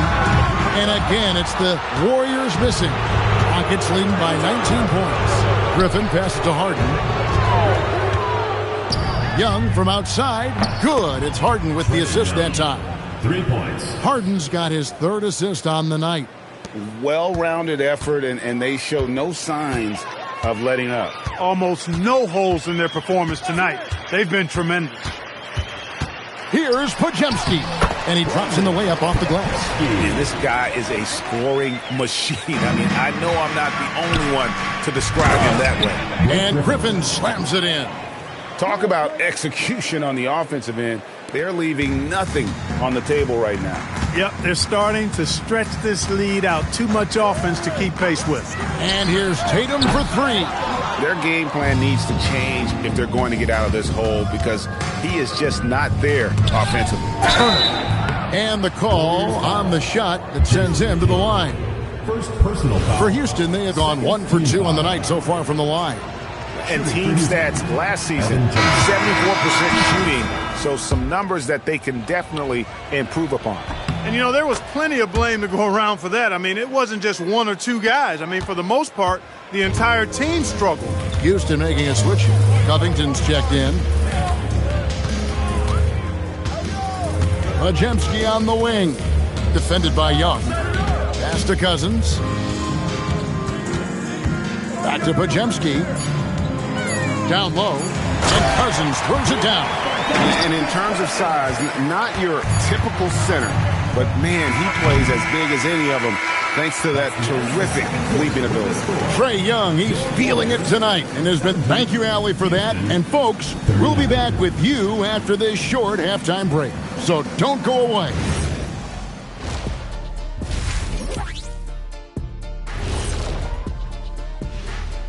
Welcome, everybody. Let's get right to it. It's been nothing short of... Defensively, play like you care, that's all. Well, there's also a talent gap, right? I mean, what could they do about that tonight? And let's move on to the race for... That'll do it for our show tonight.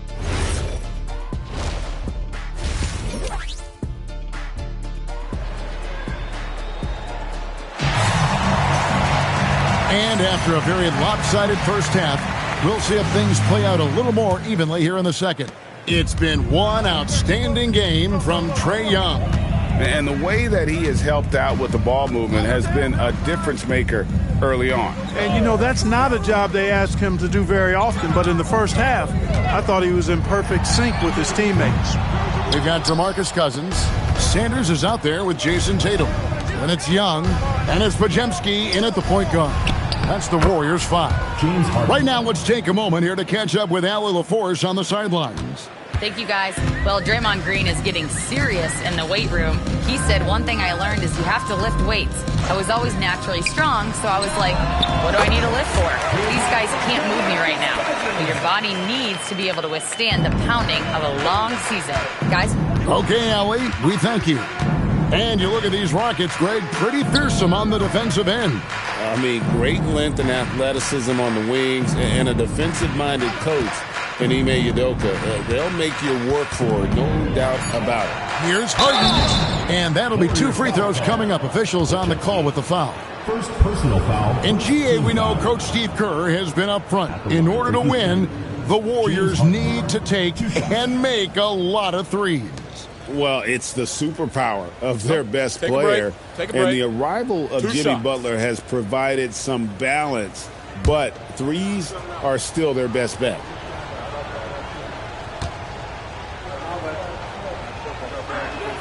And the first one at the line is good. Well, you think about clutch players, Greg, you think scoring. But is that accurate? Or can clutch be in any facet of the game? It's in all phases. And you think of guys who always seem to come up with that crucial rebound or that big-time stop. Being clutch comes down to will as much as skill. And this guard, Harden, is an incredible young player, someone with a promising future ahead of him. Pass to Cousins. And that one, good. Cousins has got 6. Third quarter here, over a minute and a half into it. And so the timeout taken here by Ime Udoka. He's ready to talk things through with them. And before last season, Ime Udoka turned heads when he said the Rockets, Clark, had playoff aspirations. Well, kudos to Ime Udoka. I mean, very few people believed they would make the playoffs in the stacked Western Conference, and no one saw them finishing as a 2 seed. They didn't meet expectations. They exceeded them.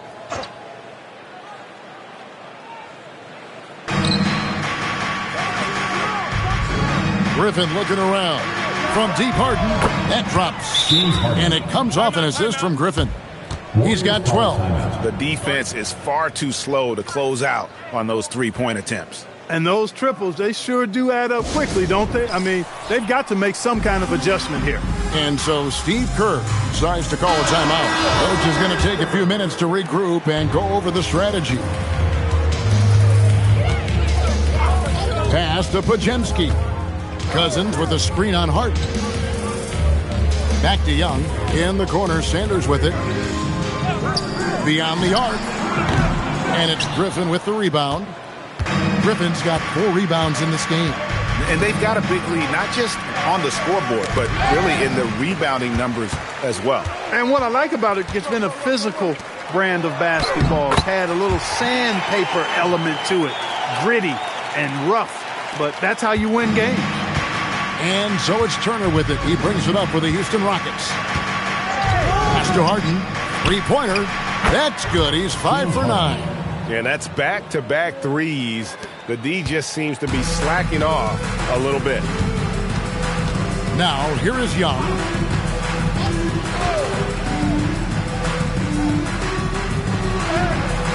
Good work defensively by Turner. Oh, that's terrific defense there. That's how you protect the rim. Outside for Griffin. Pass to Harden. Back to Griffin. Oh, Griffin in position. Sanders with the steal. Tatum with it. Now Covington defending. And there's the bucket from Tatum. You see how athletic and agile Tatum is there. I mean, this young guy is hard to handle on the drive.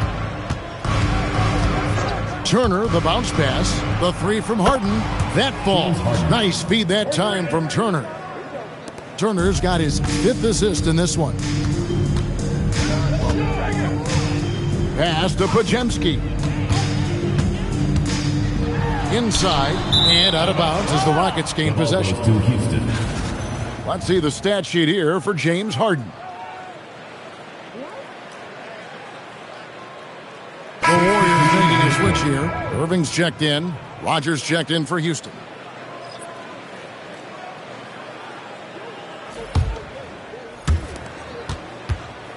Houston's gotten the three ball working for them in the second half. They've hit 3 out of 3 shots from long range. Oh, Griffin in position. Sanders with the steal. And up the court come the Warriors on the break.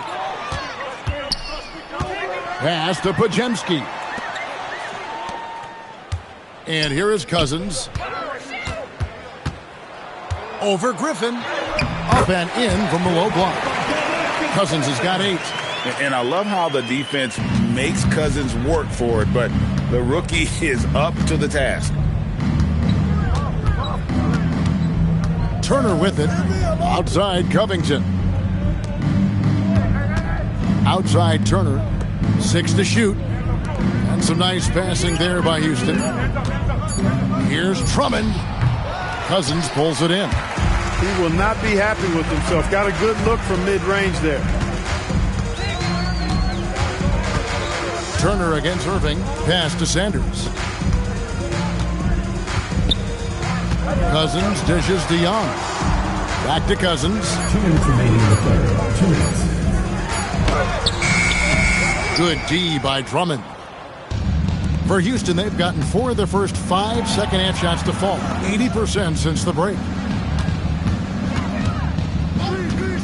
Outside for Griffin. Outside Turner. Pass to Drummond. Over Sanders. Another miss by Houston. Golden State's gone 0-2 from deep to start things here in the second half. A shot by Podziemski, no good. Rocket shooting fantastically in this game, 62% from the floor. Greg, you look at Alperen Sengun. He's one of the best combinations of force and finesse in the NBA. And you wonder how he fell to the 16th pick in the 2021 draft. You saw the numbers he was putting up as a 19-year-old in Turkey. Pretty clear he should have gone higher. Driving the lane. Yes, and it's Irving picking up the assist. Podziemski's got his second bucket of the night. Wow, I expect to see more of that from Kyrie throughout his career. Turner against Irving. Pass to Rogers. They could use a bucket. Nailed from three-point land. That's a dozen straight points coming off the triple. You know, they're having free reign from beyond the arc. The defense is just not there. Back to Irving.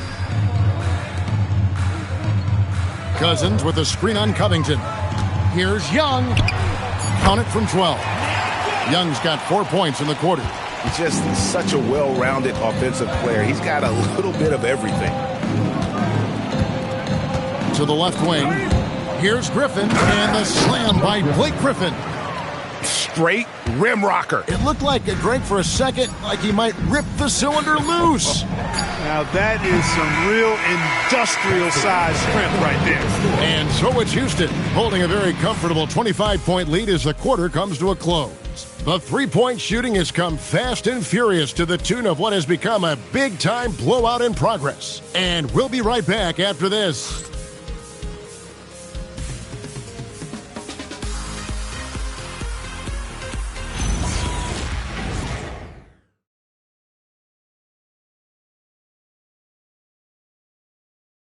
Now let's take a look at our assist of the game presented by State Farm. Yeah, an easy choice tonight. Look at the precision on this pass. Put it on a platter for him. Served him up a tasty room service dime right there, boys.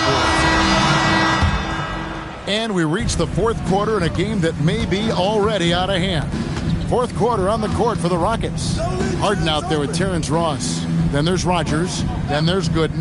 And it's Stoudemire in at the center position.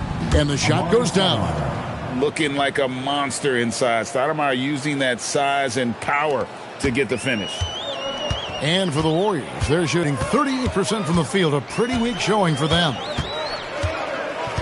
Roten kicks to Tatum. Randolph sets a screen for Tatum. The rebound by Gooden. They've shown some strength in the paint today. Their work on the boards has been impressive. Guys, that's putting it mildly. I mean, they've been absolutely dominant. Pass to Harden. Launches a three. The rebound by Foyle. So it's the Warriors now. And after this one, they're home against Minnesota. That'll be the latter half of this two-game homestand. Randolph, a screen on Harden. Offensive rebound. The shot's good from Randolph. Now that's how you pick up second chance points. Stay active and be ready as soon as the shot goes up. And there's a power aspect to Stoudemire's game that not many rookies have. He can be intimidating for a young player. Harden against Irving. Over Harden. Warriors foul call. Adonal Foyle. First personal foul. Substitution for your Warriors. Number 3. Sharif Abdur-Rahim.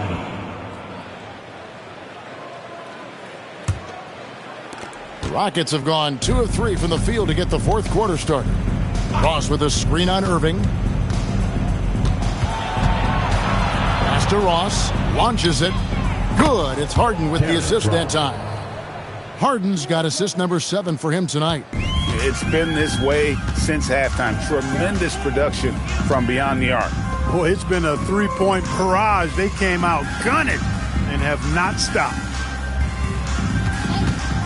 And on the way from Irving for 3. It's rebounded by Houston. Rodgers has got 4 rebounds now tonight. Harden kicks to Gooden. Ross in the corner. Pass to Gooden for 3. And again, it's the Rockets from deep. Really good sequence right there. Harden attacks, then moves the ball, and they end up with the 3. A little over 2.5 minutes have passed here in the fourth quarter. Roten finds Tatum. And the Warriors miss again. And physically, there's no doubt they've been the stronger team. A plus 10 rebound advantage tells you all you need to know. Ross in the corner. Back to Harden. They set the screen to the middle. It's stolen. Here's the break. Here's Tatum. Uses the glass to finish the layup. Yeah, Tatum got bullied a little inside, but he stood his ground and gets it to go. Harden bounce pass. Rodgers against Tatum. Back to Harden. Shot clock at 6. Pass to Rodgers. Houston moving it around. There's the 3. Harden can't hit. Golden State's gotten off to an 0 for 2 start from downtown here in the fourth quarter. And a wide open look for Irving. His 3-pointers off the mark. That is not the shot you need to be looking for when you're trying to break out of a slump. Irving against Harden. Pass to Gooden. Here is Ross.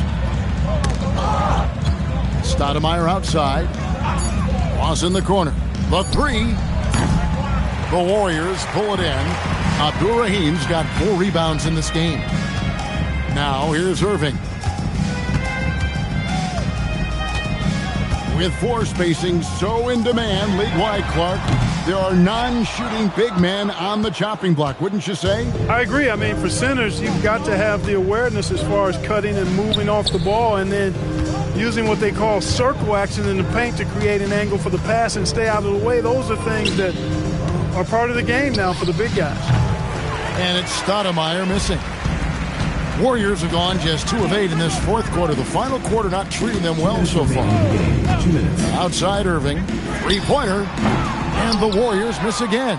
And maybe, he thinks he can shoot himself out of the cold spell, but I don't think that's the case. Maybe somebody want to tell him to ease up off the threes. Harden against Irving. Harden the pass to Ross. Shoots over Roten. The Rockets with another miss. And he rushed that one, no doubt about it. The D out of position, you could see the frustration on his face.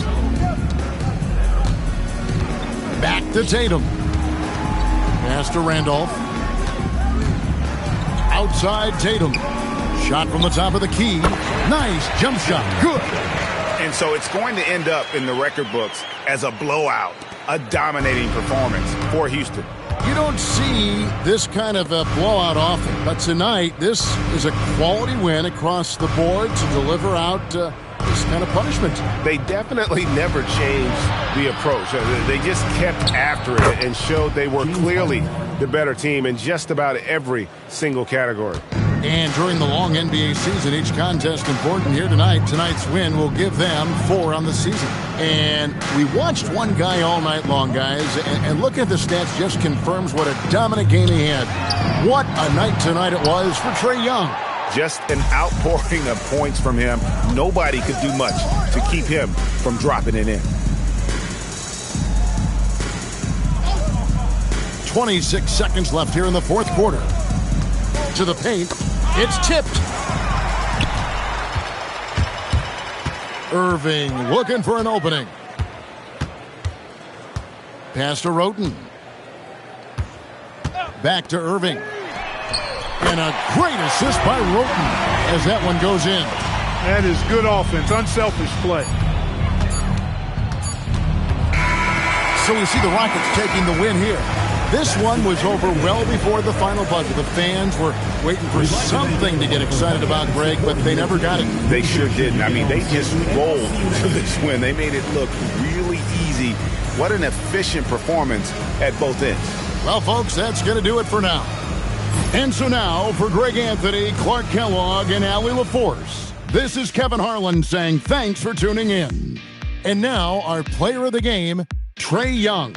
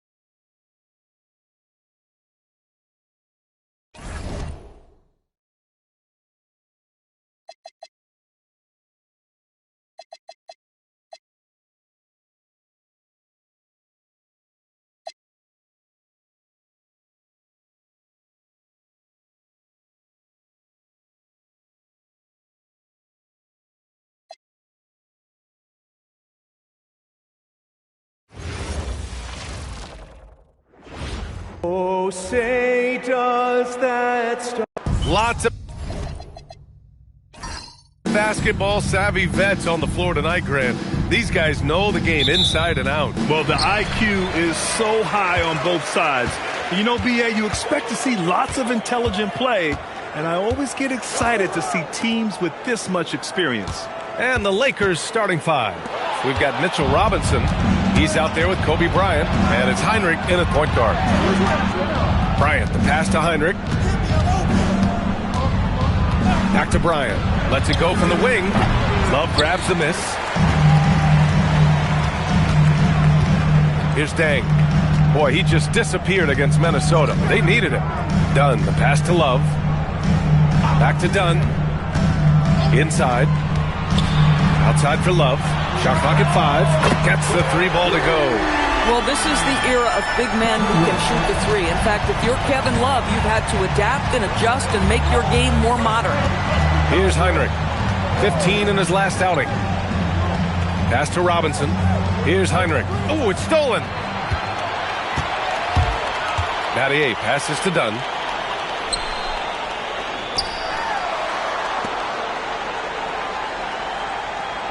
Here's Battier. Love for 3. Oh, and another 3 for the Clippers. And that's what they want to do. Get him open looks early. Doris, you look at how Bogdan Bogdanovic plays. He can fit into so many lineups. He has positional size, BA, and maybe the most important skill in the league, and that's range shooting. But if you run him off the three-point line, he's added the off-the-bounce game. No doubt a versatile guy. Now here's Dunn. Pass to Love, and the call is going to be, yes, an illegal screen. The screener was leaning a bit right there. His feet may not have been planted. Pretty obvious call by the officials. You know, he's just leaning a little bit. You try to get away with it, but boy, the official all over it. Jacks up at 3. Batum gets the bucket. Pick works well there, but the defense left a lot to be desired. It takes incredible effort to stay connected to the hip of the offensive player. You've got to want to work. Ooh, poked away. First quarter of ball, almost 2.5 minutes in. Here's Dang. Dunn outside. Outside Love. The 3 is up. The Lakers with a rebound. They're moving on after the tough loss they took at the hands of the Warriors. And games like that are backbreakers. To be so close to victory, but let it slip away is frustrating. You know what? Sometimes you play a great game and lose. What you hope happens, though, is it toughens them up a bit mentally, and they figure out how to close it out next time.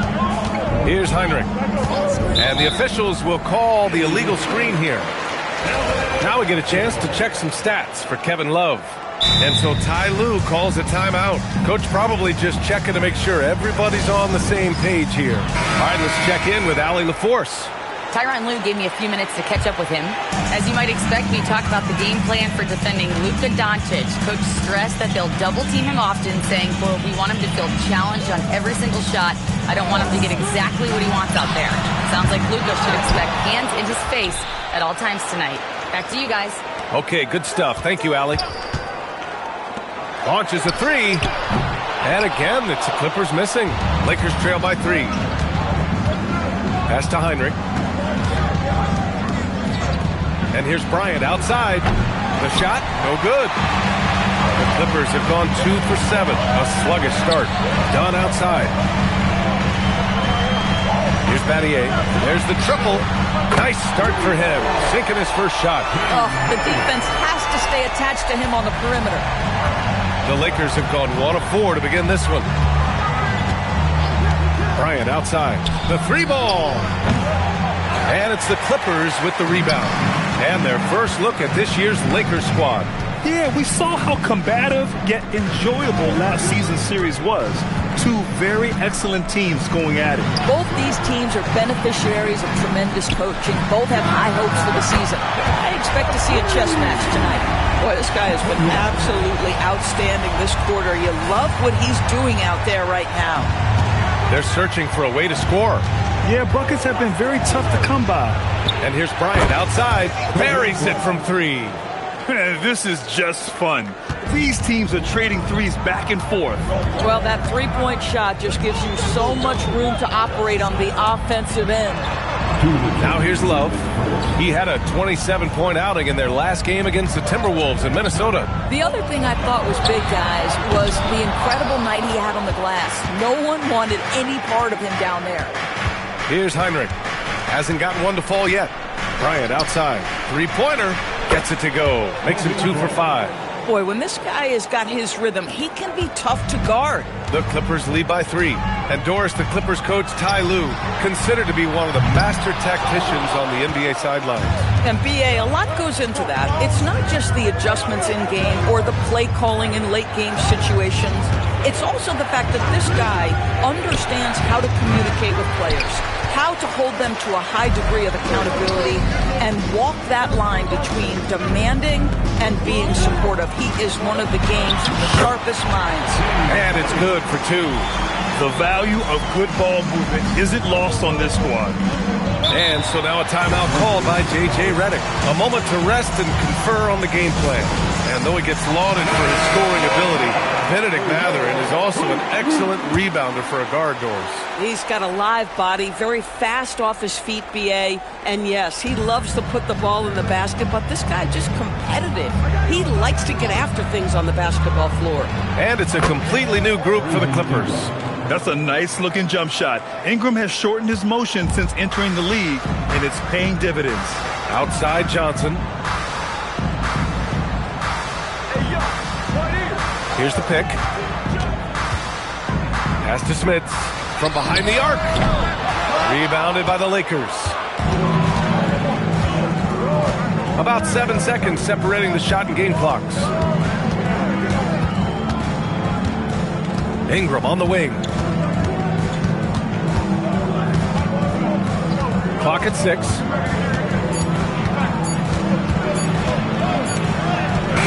Beat the shot clock, but it's off the mark. That's going up against a defense that knows your tendencies. Nice one-handed jam. Simple and effective, B.A. Hey, with the lead, I'm surprised he didn't come up with something a little more creative. And we've reached the end of the first quarter. Clippers ahead. They lead by 5.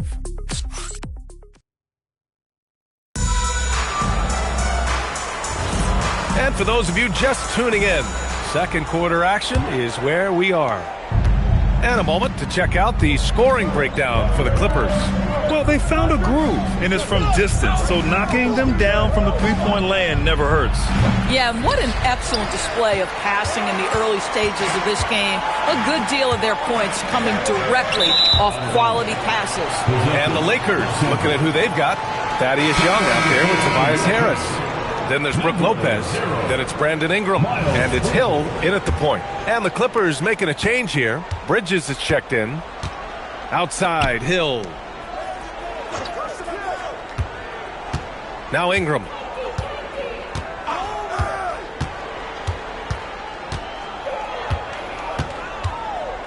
Lopez, the screen. And it's Smits with a rebound. Boy, he looks and will take that shot every time. Just won't go. Hill against Ivy. Sinks the tray. Ivy's got his first 3 points of the game. And something Ivy continues to improve. He's becoming a real threat from downtown. Here's Ingram. It's hauled in by the Clippers. They come into this one following the loss to Minnesota. It was poor efficiency scoring the ball. They needed too many attempts to get their points. I think it was a lot of bad decisions leading to a lot of poor looks. Patience was not their best quality in that basketball game. Harris misses. And they've just built this lead by attacking the boards. Pass to Johnson. The three. It's hauled in by Hill. Lakers trail by 8. Trying to find a spark here. Yes, indeed. A rough stretch offensively. They could really use a basket.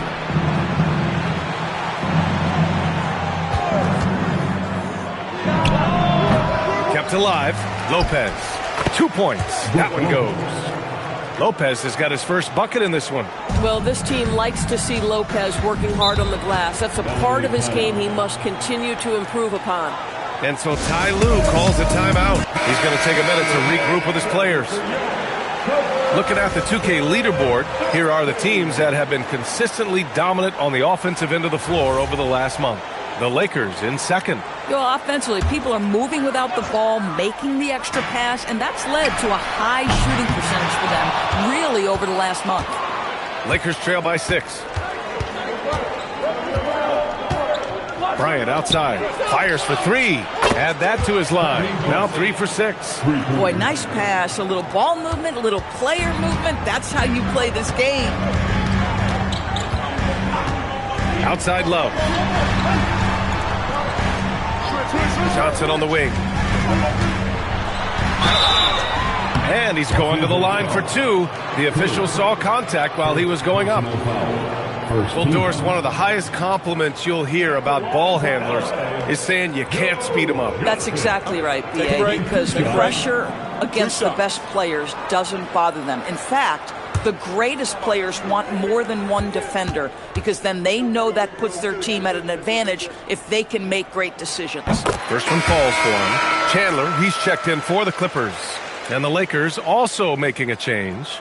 Robinson's checked in.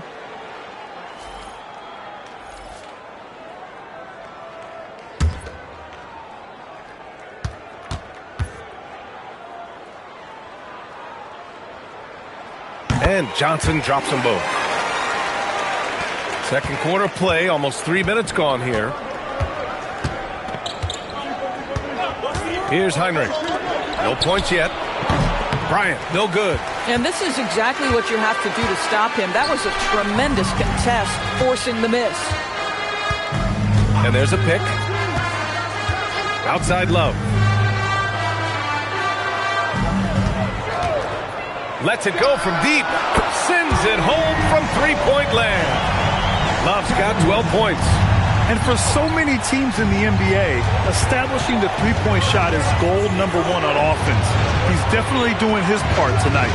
No doubt it's a growing trend, Greg, and he is highly accurate tonight. Here's Heinrich. And it's all from three-point range. He's got a great defensive mind. He gets good position and affects the release. And he did it without fouling, and that's become an art, changing shots without making contact. And keeping us updated from the sideline, Allie LaForce. Thanks a lot. Lakers coach J.J. Redick has brought an attention to detail to this team. Austin Reeves said, quote, set the foundation of doing stuff the right way, and if we do that, we can be a really good team. Redick said it's important to always emphasize the things that you want. That hopefully becomes part of your identity. Brian, back to you. Okay, Allie, thanks for the report. Yeah, that's just a nice pass. This was one of college basketball's premier playmakers done showing great vision. And so now a timeout called by J.J. Redick. He's going to talk it over with his guys.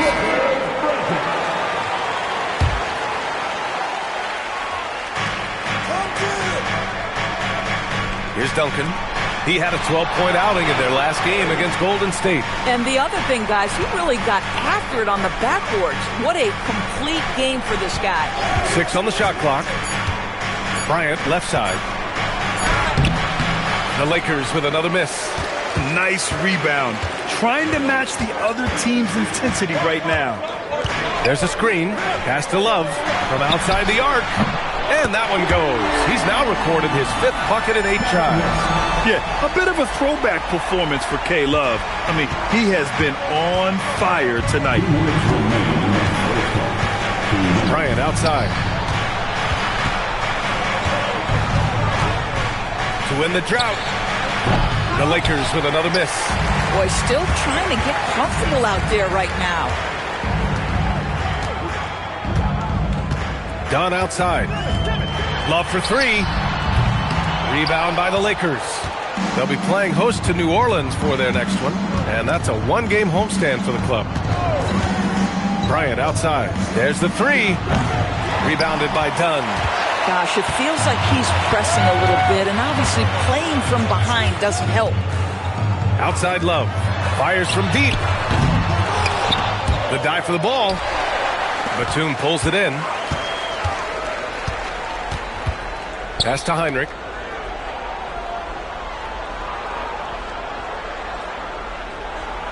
To the inside. Fades. Duncan, no good. It's obvious they're becoming frustrated. Nothing seems to be going their way. It's just been one of those games, and they need to find a way to turn it around before it gets completely away from them. Gotta fight harder to get over those screens. You know, we see this all the time. You're basically, as a defender, hoping the man misses rather than putting in the work to get over screens. On the wing, Bryant. He shoots it. Love grabs the miss. And they're +5 on the boards after that rebound. Dunn outside. Outside Love. For three. Oh, and another three for the Clippers. Man, they're having a hard time defending the triple. That's 3 in a row. Pass to Duncan. Here's Heinrich. Up and over Dunn. Offensive struggles continue. Missing again. And so it's the Los Angeles Clippers out in front by 19 going into the break. They've had incredible success defensively, taking away good. Allie, as always, thank you. We'll be back right after the break for the third quarter here on 2K Sports.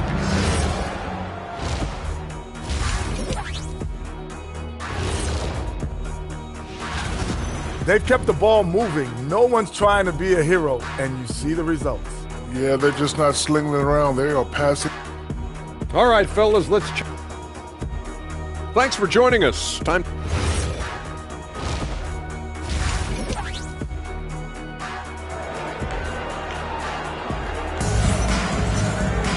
And there wasn't too much drama in the first half, but maybe things will tighten up here in the second. Man, we've seen Kevin Love really having a great game. They've leaned on him to provide a lot of offense, and that's how he likes it. And one would expect that the defense made some adjustments at halftime, but he has the ability to answer right back. They've got Chris Dunn, and it's Chandler in at the 5 down low. That's the group starting the second half for Ty Lue. Out to the right wing. Love for three. And the Clippers hit again from deep. A dozen consecutive points off of threes. This defense looks rattled. Here's Heinrich. Still no points. Bryant, right side. Shoots from 12. And that one comes up a bit short. You have to credit their effort. I mean, they've done an amazing job on the glass. Pass to Dunn. They set the pick. Puts up a three. Connects from downtown. Dunn's gotten himself going with a triple. His first basket of the game. All 5 of the last buckets they've given up have been from downtown. Here's Heinrich. Inside. Parked it down low that time. Got hit with the 3-second call. And a look at the leaderboard. Over the last month, these big men have completely dominated. Kevin Love, 4th. This group of big men go into every game with the mindset that no defense can guard them. And you know what? They're usually right. You know, and even with entire defenses schemed around stopping them, their scoring output always remains high. These fellas are anchors in the post for each of their teams.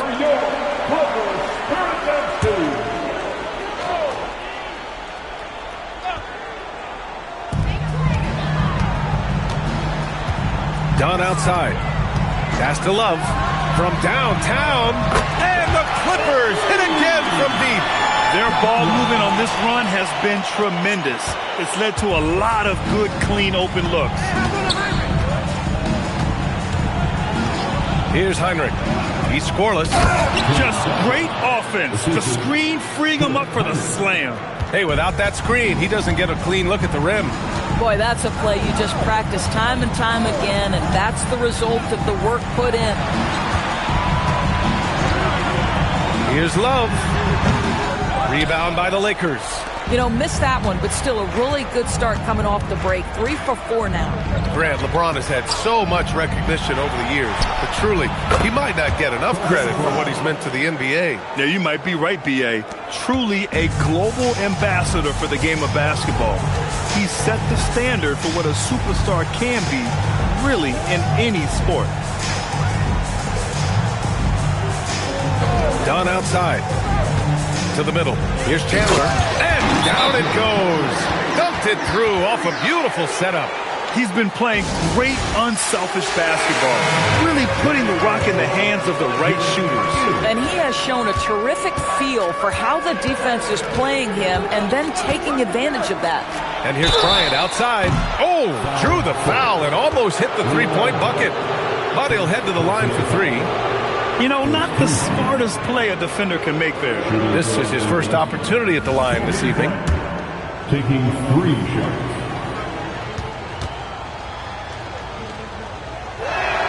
And he's good on the first of 3.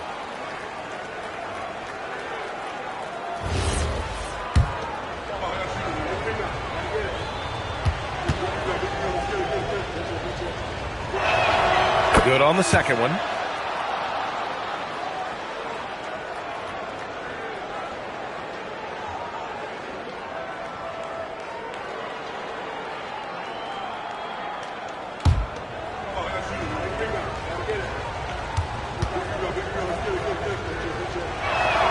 And he makes all 3. And you look at the different kinds of leadership, whether vocal or by example. Which do you prefer, Doris? Well, I'm a greedy type of person, B.A., so I want both. Obviously, a veteran who's been there and done that is going to hold weight with what he says. But your best players have got to also lead by example. Give me both types, B.A. Down low. A nice shot by Duncan. Duncan's gotten his second bucket on the night. They're improving, but still find themselves behind. Yeah, but this run started with tighter execution at both ends, and that'll need to be maintained for them to have a chance to take the lead. And it's the Lakers' ball. They've gone on a 10-2 run, not allowing much. Bryant, the pass to Heinrich. Back to Bryant. Pass to Heinrich. Just 5 on the clock. The Lakers got to get one up. Late clock. Bryant with the bucket. Bryant's got 11 points here in the second half. Boy, this guy's been a monster this quarter. His team has needed it. Dunn with it. Outside Love. Gets a very good look and converts. Love's got 29 points. This guy has been a key to their success tonight. He's been selective and efficient. Bryant outside. Let's go with a 3. And it's the Clippers with the rebound. Earlier in the game, they held a 25-point lead. Love for 3. Good! Another from 3. Buries his 10th triple of the game. Unbelievable, B.A. Unbelievable. Bryant outside. Wing shot on the way. Love grabs the miss. Love's got 6 rebounds in the game. The Clippers lead by 20. Launches it. And again for 3. Oh, my. He is scorching hot. Another 3. And he's approaching the franchise record for 3s in a game. And so now a timeout called by J.J. Redick. He's going to gather the troops and talk it over. Man, we've seen Kevin Love really having a great game. Too many open looks from 3. Coach has got to be into them about their perimeter defense. Lopez, he's checked in for the Lakers. Ingram comes in for Bryant. Duncan, the pass to Batum. Outside Ingram. They need this. Counted from distance. Ingram's got 5 now. Yeah, good shooter from out there. Ingram helping to space the floor. Outside Love. Back to Dunn.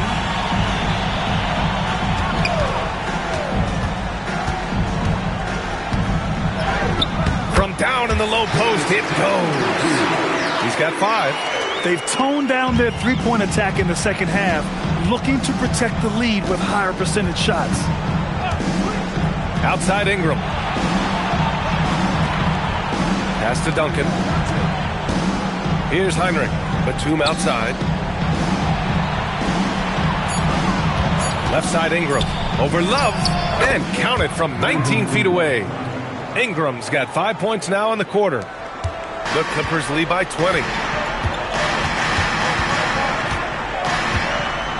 34 seconds left in the third quarter. Connects again from distance. Man, he's really launching them from outside the arc. Man, so locked in, feeling confident in his three-point shot tonight. 23 seconds left in the third. Pass to Duncan. Lopez, the screen on Love. Down to 5 on the shot clock. And here they come.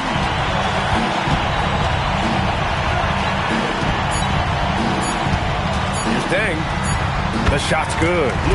Deng's got his first 2 points of the night. Everything is dropping for them. Just a terrific third period run. And I think it's been all about their offensive efficiency. Kevin Love has been on display for the Los Angeles Clippers. He added to his astounding total of 3-pointers in this quarter. He may never have another night like this. And more NBA action on 2K Sports.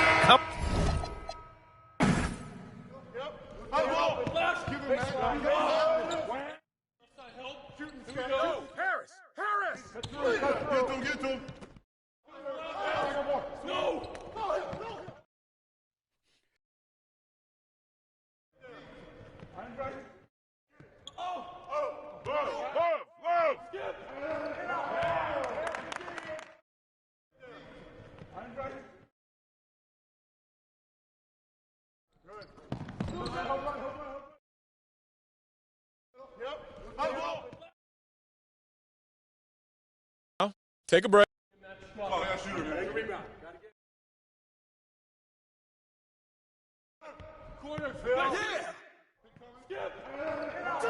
on you! Hey, yo, Joe!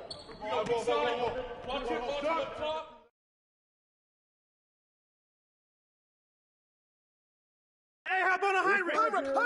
I'll do it. Joe!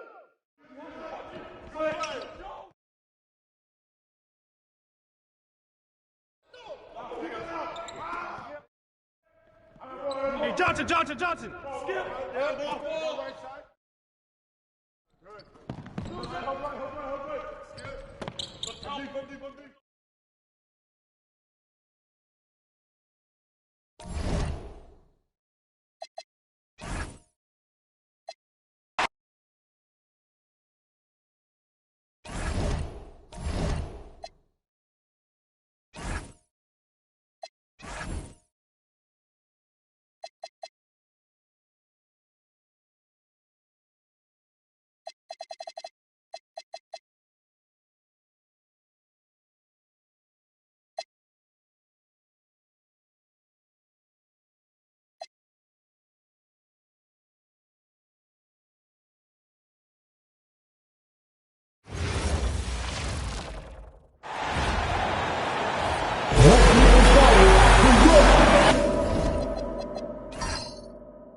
And talking about this matchup for a second, when it comes to moving the ball, these two teams have to be considered two of the very best at it. Couldn't agree more, Kevin.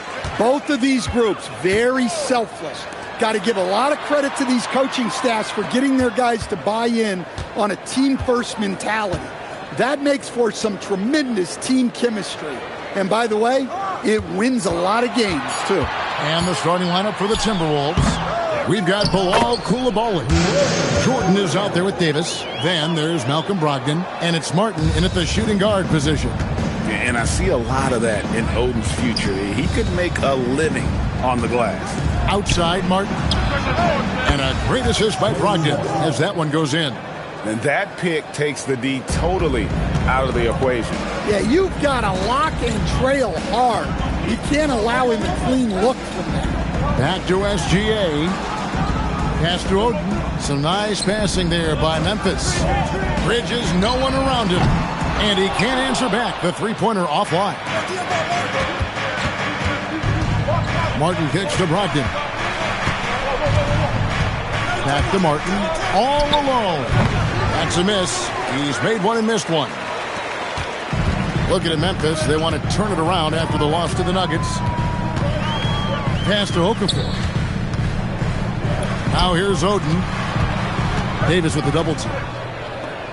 And we're going to have a jump ball. It's tied up there. The call for the jump ball.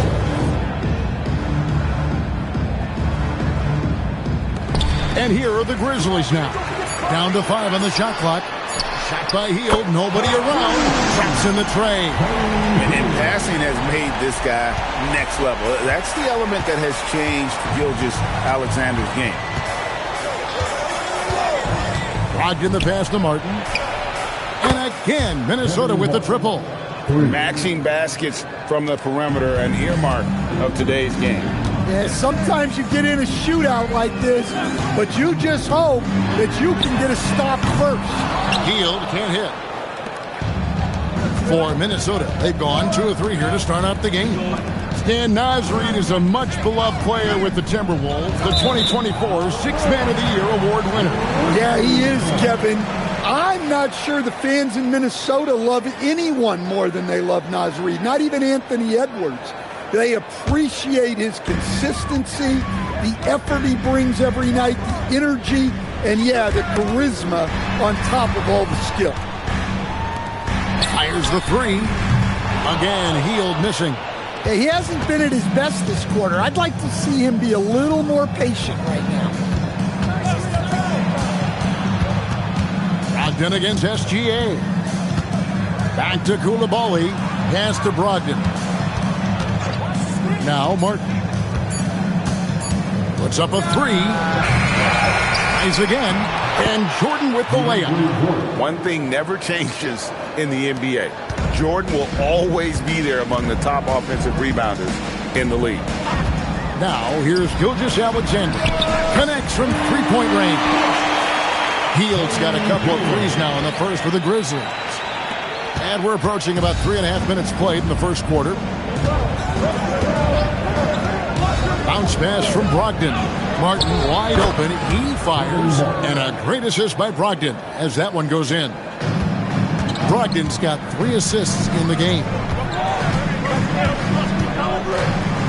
Hield outside.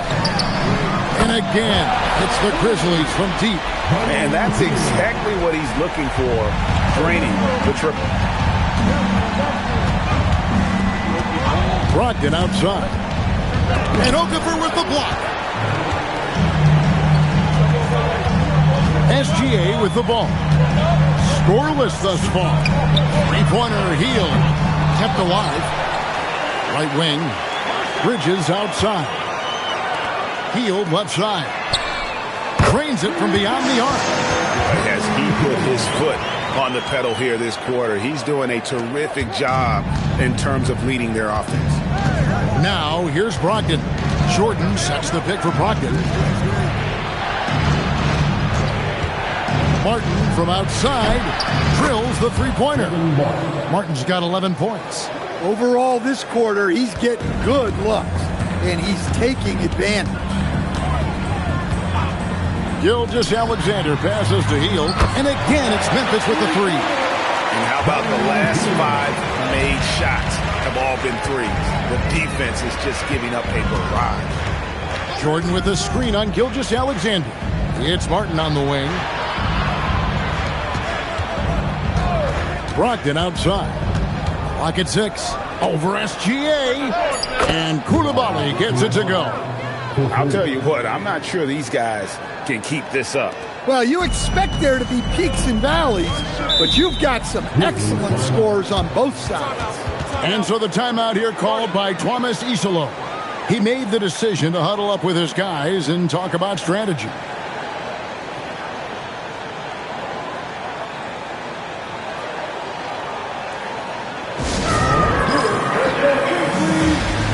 Grizzlies with some changes. Andrew Nembhard comes in for Hield, and Tony Allen subbed in for Gilgeous-Alexander.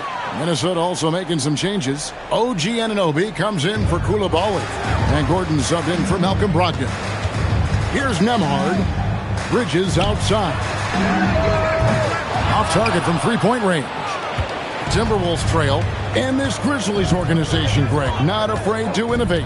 Yeah, we see that with the offense they've implemented, different from just about any other team in the league. Rather than pick and roll, it's much more predicated on off-ball shifts and cutting. Now we'll hear from Allie LaForce, and she's got a story for us. An update. Allie? Hey, Kevin. The Timberwolves coach, Chris Finch, said, "We're a team based on movement, cutting, and fluidity. That burden also falls on Anthony Edwards to move and accommodate his teammates. For his part, Ant said his focus is being what the team needs me to be, a leader by example, and showing them that I'm coachable." Guys? All right, Allie, thanks a lot. Look at the last game for the Minnesota Timberwolves. It was a win against the Clippers. 6 seconds separating the shot and game clocks. From the arc, Jordan with the rebound. The Timberwolves have gone 7 of 11 from the field to begin the game. It's good. 16 points for Kevin Martin. As hot as he's been this quarter, the game plan is simple, folks. Get him the ball and get out of the way. Okafor with the screen on Martin. Will it go? And Okafor with the layup. That's just a great pass. Excellent vision to see the open spot in the defense and lead it to the score. And so, both teams trading buckets as we end the first quarter. Timberwolves lead by 2. Live from the FedEx Forum, you're watching 2K Sports.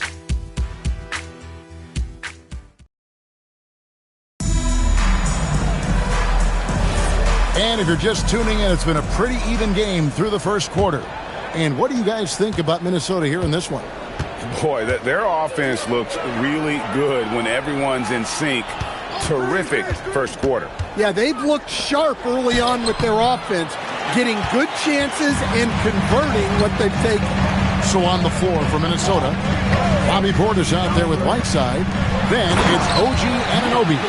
And there's Gordon, and it's Dragic in at the point. Give credit where credit is due right there. A terrific assist. Pass to Whiteside. The kick out to Anunoby. To the inside. Gordon, the pass to Whiteside. Back to Gordon. Shoots over Nembhard. That misses off the backboard. Well, he's more than comfortable in the mid-range, but you can't make them all. Hawkins outside. Beasley with the screen on Dragic. Melton. No luck that time on the shot that would have put them on top. Hawkins against Anunoby. Portis a screen on Nembhard. Outside Dragic, fires for 3, and once again off the mark by Minnesota.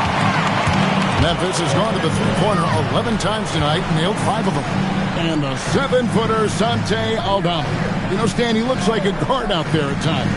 Oh, the way this guy has improved since he's come into the league is phenomenal. You know, this is a guy who's got better as a shooter, more consistent, more efficient, but then he's added, like you said, his ability to put the ball on the floor and attack the basket, and his ability to pass off the dribble. This is a very skilled big man. Looking at who's out there now for the Grizzlies. Bridges, he's checked in for Beasley. Hield comes in for Andrew Nembhard. And Gilgeous-Alexander is subbed in for DeAnthony Melton. Three-pointer Hield. 6 for 10 with that shot going in. That's a good game for a lot of guys. Guys, he's been a one-man air raid coming at them time and time again. Well, what I love about his three-point shooting is the spacing that he's adding. It makes things a lot easier for everyone else. Now, here's Brogdon. 11 points last game. Can they get it? And once again off the mark by Minnesota. Just enough coverage to bother that three-point attempt. Some nice passing there by Memphis. Hield the pass to Hendricks, and Davis sends it back. It looks like Davis could be a wrecking ball on defense. So quick and covers so much ground. Outside Gordon lets it go from deep. It's rebounded by Memphis. This is their first chance this season playing the Timberwolves. And they were able to take the season series in that matchup last year, but overall, two teams that were very similar in the standings. Now here's Hield. 5-point lead, the biggest of the game. Here's the teardrop. Good D by Hield. Memphis has gone 6 of 12 from outside. A very nice 50% mark, shooting the three ball well. On the wing, Gilgeous-Alexander. Pass to Hield. Bridges sets the screen for Hield. And another miss by Memphis. Timberwolves trail by 5. Now, Coulibaly. That one drops for him. Coulibaly's got 5. Yeah, well done to finish that one off. And so the timeout here called by Thomas Isolo. Coach needs a moment to talk things over. Can you, and well, your whole family, masters of defensive coaching. So with that in mind, what makes a great defender? Wow, that is a great question, Kevin, and a complicated one in a lot of ways. Number one, length and athletic ability really help you. Guys who can move their feet and have great length can cover up a lot of mistakes. But then there's the fundamentals and your ability to move your feet and great focus and determination. Here's Brogdon. He has yet to score. And it's Martin missing. And he didn't punish them for the weak coverage there, but they can't count on him to continue missing. Hield outside. And a great assist by Gilgeous-Alexander as that one goes in. Hield's got the lead up to 9 now for the Grizzlies. Minnesota's gotten a lot of looks from outside tonight, 5 of 12. Davis with a screen on SGA. Three-pointer, Martin slides through for his 7th basket in 11 tries. And even after all those three-pointers he hit in that first quarter, it looks like the D still didn't learn its lesson as they've left him open for another one. Three-pointer, Hield, and it's Jordan with the rebound. And Brogdon has got the ball here for the Minnesota Timberwolves. Their next game is in San Francisco, so a road game with the Warriors. That'll be the second of this 2-game road trip. Instead, the head coach, Chris Finch, bringing a culture of accountability to this Timberwolves team.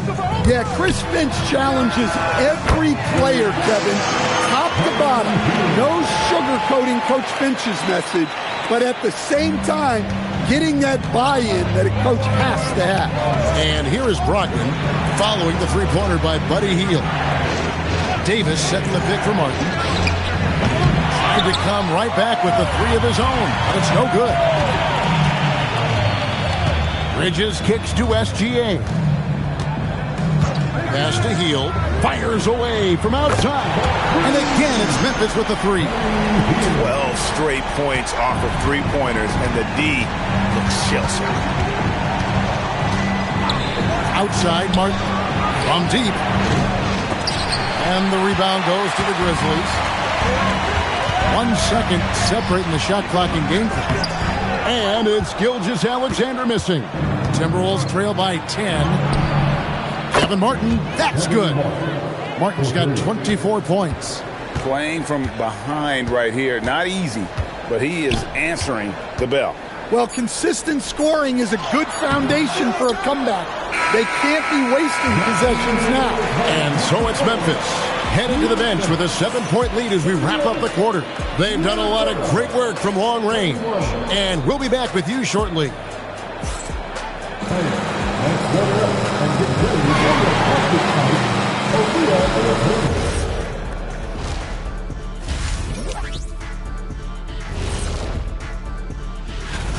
Yeah, it's been a barrage of threes. These days, more teams are playing outside in than inside out. Kenny, you hurt my ears. And now coming back around. And that is it for half.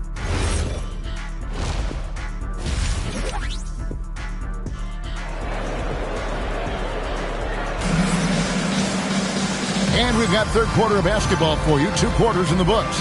Really an incredible game from Buddy Hield. Yeah, and just look at the numbers from the first half. He has been very efficient. Yeah, it's not like he's getting everything at the rim. He's playing smart and just taking what the defense gives him. Okafor out there with Bridges. Then there's Shea Gilgeous-Alexander. Then it's Oden, and it's Hield in at the 2-guard spot. That's the group for Thomas Isolo as we begin the second half. Hield can't hit. Timberwolves trail by 4. And let's go to the sideline. Here's Allen. Thanks, Kevin. John Morant looking to lead the way. He said, I set the tone. My teammates feed off of it, and I love to compete. That's how we all grew up, playing on the blacktop outside, competing at a high level when there was no cameras around. Kevin? He's got that alpha mentality. Allie LaForce with the report. Hey, Allie, thanks. Bridges for three. And that's collected by DeAndre Jordan. Jordan's got 6 rebounds now in the game. Martin the pass to Brogdon. Jordan with a screen on Gilgeous-Alexander. That's a 2 from Martin. And good coming on the assist by Brogdon. Brogdon's got his 8th assist here tonight. Memphis has gone 0 of 2 from deep to start things here in the second half. Pass to Hield. A 3-ball. Good. Another from 3. Buries his 10th triple of the game. Unbelievable. And here is Brogdon. Still scoreless. Koulibaly with it. Back to Brogdon. Lets it go with a 3. And the rebound goes to the Grizzlies. Oden's got 5 rebounds tonight. Well, that one didn't fall, but otherwise they've been excellent shooting the ball to start this half. That's a 2 from Hield. Out to Bridges. Oden with a screen for Bridges. And the 3 off target. This is not how they wanted to start the second half. Just 1 of 5 so far. Davis with a screen on SGA. Inside. Anthony Davis, too much size. And showing us how assertive he can be. That's a grown man move by Davis. Outside, Gilgeous-Alexander. Hield outside. Off target with his 3.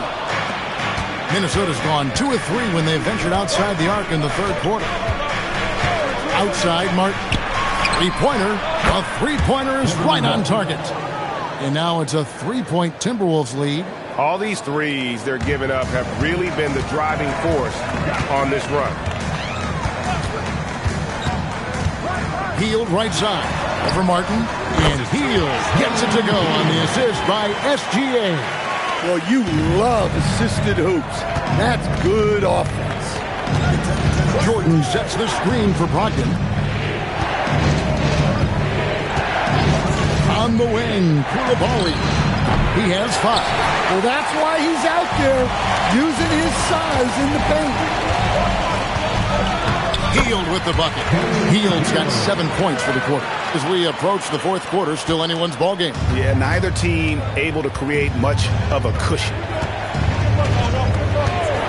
Davis with a screen on Gilgeous-Alexander. 3-pointer, Martin, and a great assist by Brogdon as that one goes in. Martin's got 38 points. And that pick takes the D totally out of the equation. Yeah, you've got to lock and trail hard. You can't allow him a clean look from that. And so the timeout here called by Thomas Isolo. He's going to take this chance to talk to his guy. Andrew Nembhard's checked in for Mikal Bridges. And the Timberwolves also making a change. OG Anunoby's checked in for Davis.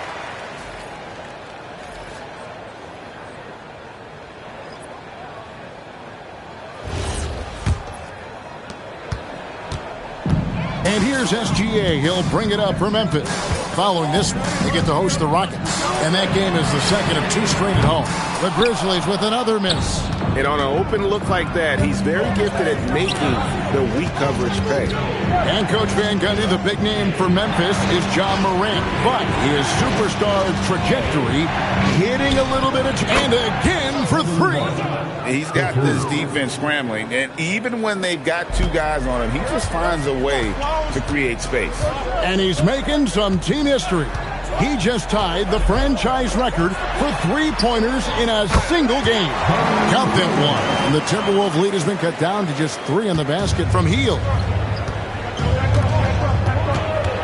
Koulibaly with a screen on SGA. 3-pointer. Martin connects again from distance. He's now set the team record for most threes in a game. Unreal. And a lot of it stems from his confidence. Even when he misses, he's sure, he's positive the next one's going to go in. Hield with the bucket. Look, in that first half, he was hot from beyond the arc. And that's now his second in this half. Pass to Martin. Shoots the three. And Oden pulls it down. Oden's got rebound number 8 now on the night.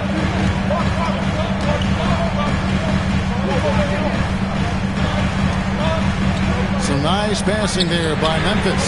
Great open look there. Hield's got 42 in the game. And if you thought the break would slow him down, you were wrong. He remains red hot from deep. Timeout.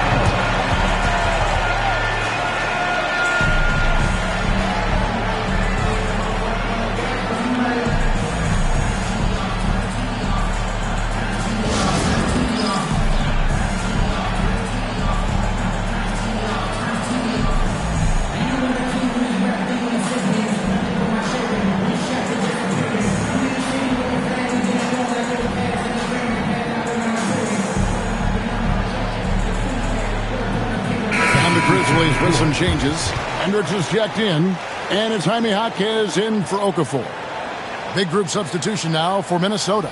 Whiteside's checked in for Jordan. Davis comes in for Coulibaly. Ben Gordon's checked in for Martin. And it's Dragic in for Malcolm Brogdon.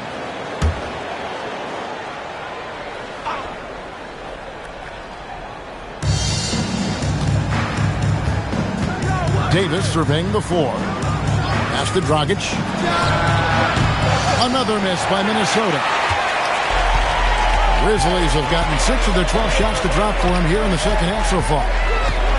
SGA passes to Jaquez. Tries a three. They get the rebound. Back to Hield. Jaquez sets a screen for Hield. And trying for the go-ahead basket, it doesn't go in. Timberwolves have gone 8 of 12 from the field since the beginning of the third. Outside Dragic.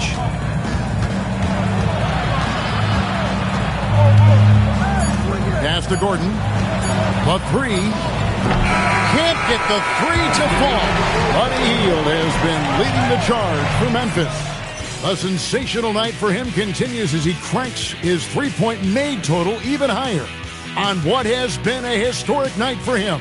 And we've got more M2K Sports coming your way after this break.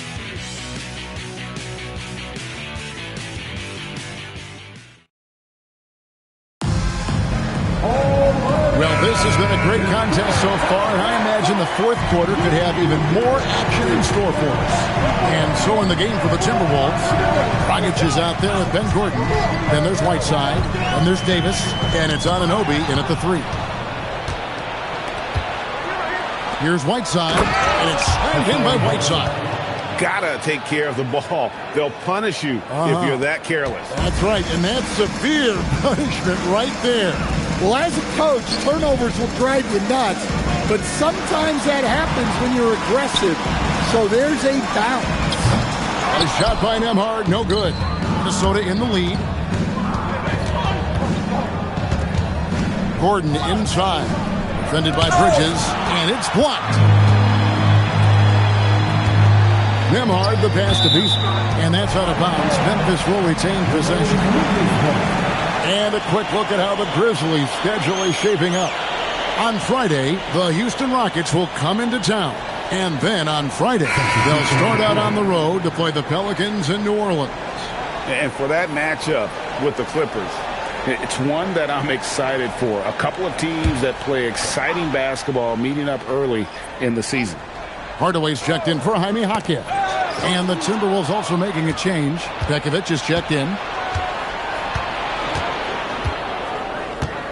A few possessions into the fourth quarter, just over a minute played. Here's Gordon, and he makes good on the layup. And the Timberwolves lead by 4. In a moment here to take a look at some hustle stats for the Timberwolves. Well, they've shown just outstanding effort defensively, and it's resulted in several forced turnovers. And I'll tell you, the energy they've shown in the open floor, boy, it has been terrific. Doing a phenomenal job converting in those situations. And it's Davis missing. The Grizzlies shooting 49% in the game. They'll take that. Now here's Hardaway. Out of bounds. Minnesota takes possession. Grizzlies making a switch here. Okafor's checked in. Jordan's checked in for the Timberwolves. And we're about 2 minutes into the fourth quarter now. Dragic the pass to Davis. And that's good. And it's Dragic with the assist. Expect this to be a huge advantage for Davis in his career. He has a chance to really stretch the floor. Here's Hendricks. On the wing, Bridges. Just 5 to shoot. And they wasted no time getting those 3 points back. Matching baskets from the perimeter, an earmark of today's game. Yeah, sometimes you get in a shootout like this, but you just hope that you can get a stop first. Jordan with the ball. Now Okafor defending. No good from Dragic. For Memphis, they've gone 2 of 4 in the field since we started the final quarter of play to take the lead. And that's collected by DeAndre Jordan. Jordan's got 9 rebounds in the game, getting it done. Latrey, they get it back.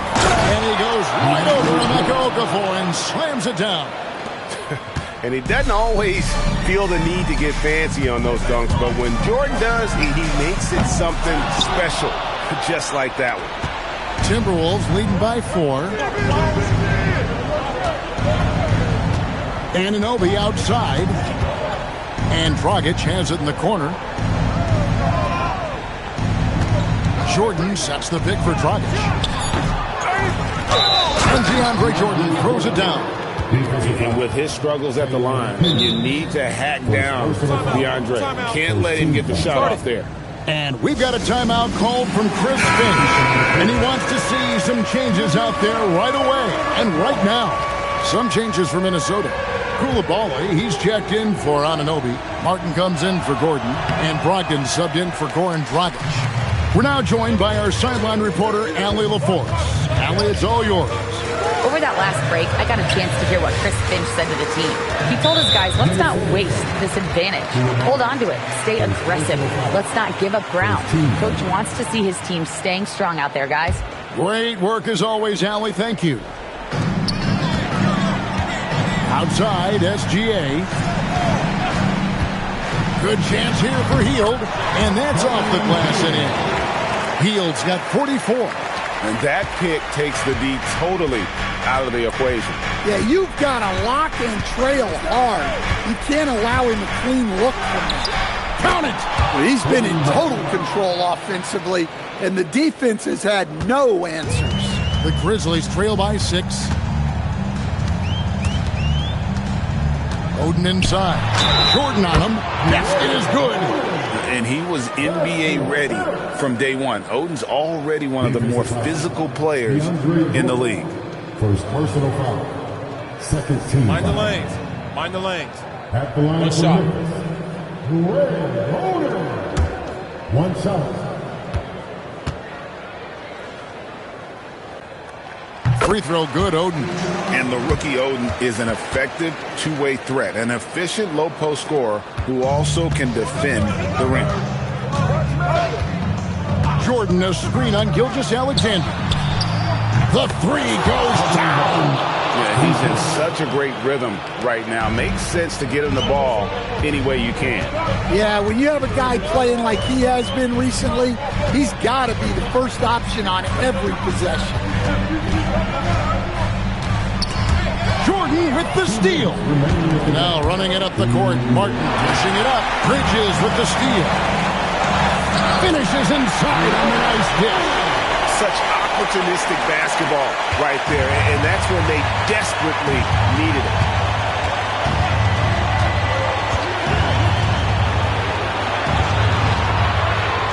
Outside, Martin. Davis setting the pick for Martin. No good from 3. The Grizzlies trail by 4. Outside, Gilgeous-Alexander. Okafor sets the pick for SGA.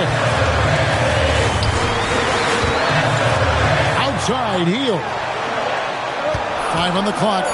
17-foot shot away. And if they've been saving a sure thing play, now is the time for it. Now Jordan.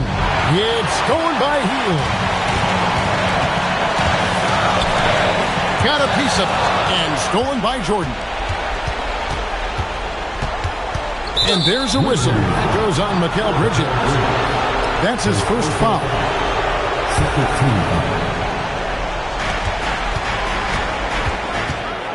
Martin against Hield. Poked loose. And stolen by Oden. Bridges. Oh! Here he comes! That is world class.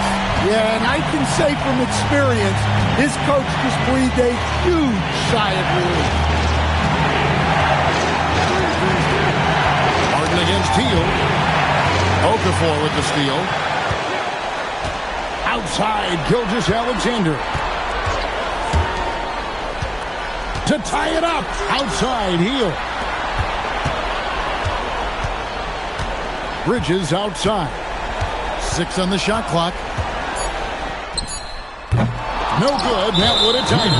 And they go to the intentional foul. Had to foul, and on that occasion to stop the clock. That's the enemy in this situation. It's the first, and that makes it a 3-point lead. And so both free throws are good. And it's a 4-point ball game. And that'll just about do it. Coming through at the line in a big spot.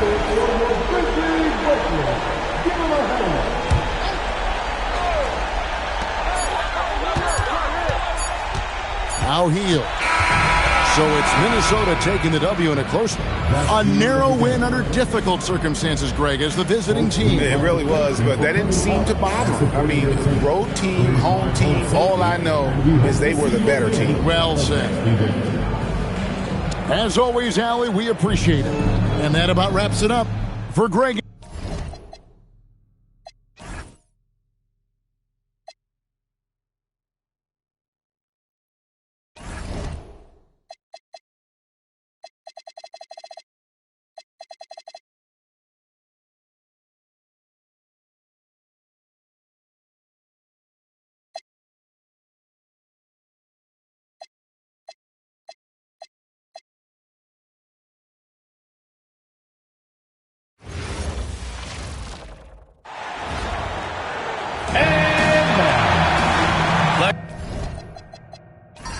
We're past the halfway point of the season.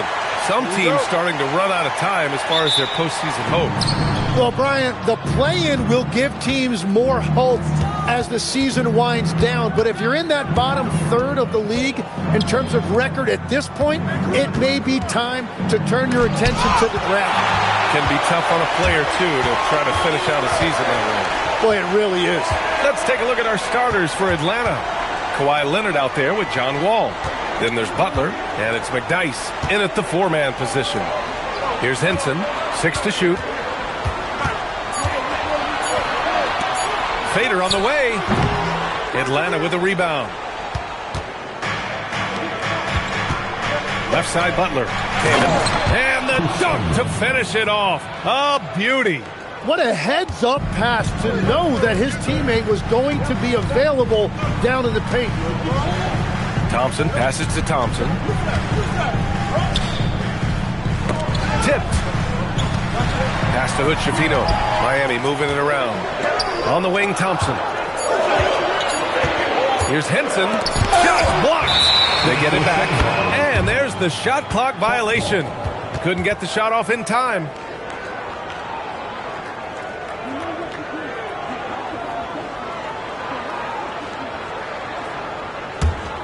And even as the Heat look to go younger, this is not a team with an appetite for lengthy rebuilds, Greg. Yeah, B.A. But one advantage they possess, when star players around the league ponder a change of scenery, Miami certainly has some great views. Here's Hood-Schifino. Butler covering.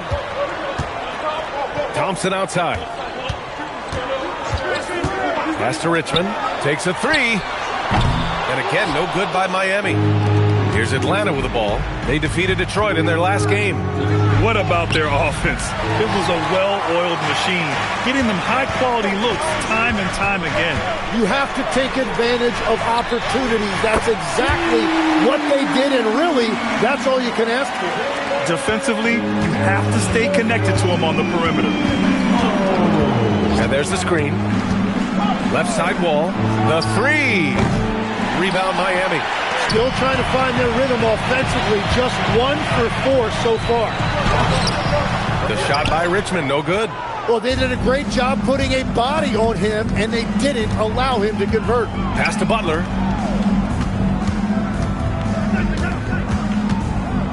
To the paint. Ooh, it's stolen away. And pushing it up. Here's Miami. And the slam dunk by Thompson.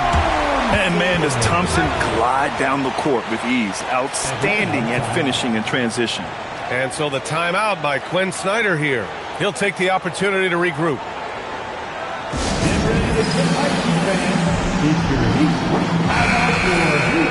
All right, let's go to the leaderboard and see the top passing teams last season. The Hawks in second. Well, you think back to what they did a year ago, sharing the ball and keeping everybody involved. That was one of their trademarks. Hawks trail by 3. Here's Wall. Yes, and it's Leonard with the assist that time. And setting the tempo with an assertive move. Like, where was the defense on that play? That is a quality look. You can't do it much better than that. Now here's Leonard. Turned in an outstanding game against Detroit. Pass to Kaman. Right wing. Now here's Butler. Leonard outside. Beyond the arc. Thompson pulls it in. Miami's gone 1 of 2 from three-point land so far. Here's Richmond. It's tipped. Out of bounds. It'll be Hawks ball. Okay, a chance to look at some numbers for him.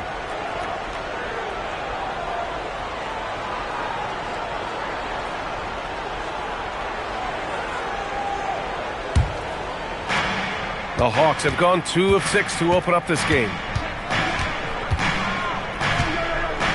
Now here's Leonard. Tight defense on him. Pass to Kaman. And here's Butler. Here's the three. Drills it from deep.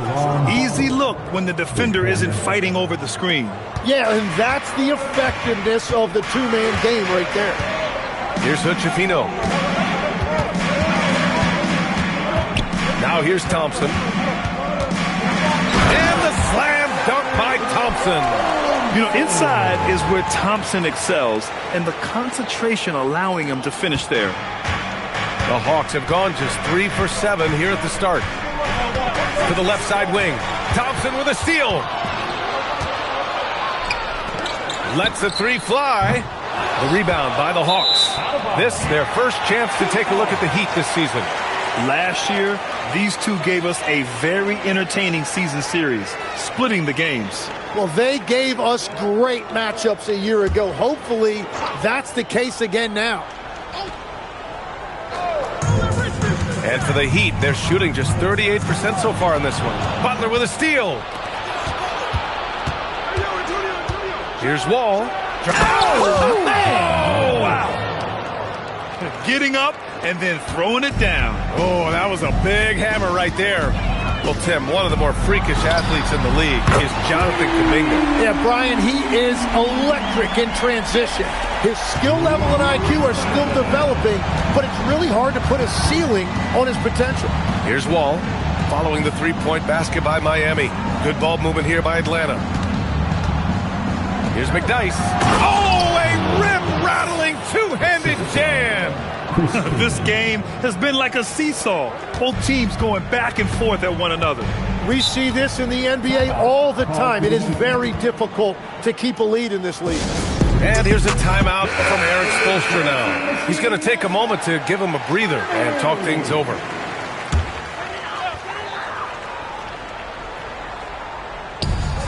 A minute 35 left in the opening quarter.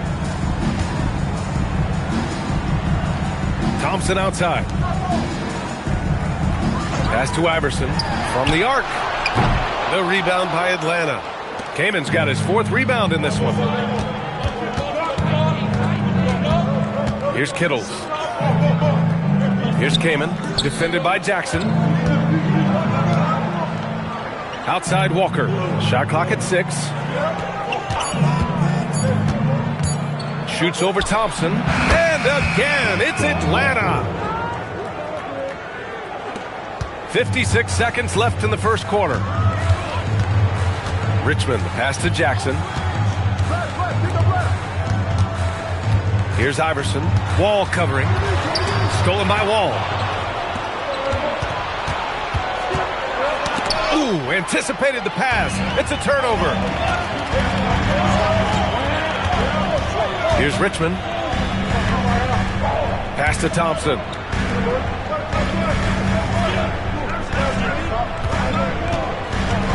Just 5 to shoot. Rebounded by Kamen. Kamen's got his 5th rebound in this one. Kittles passes to Leonard. And there's a pick.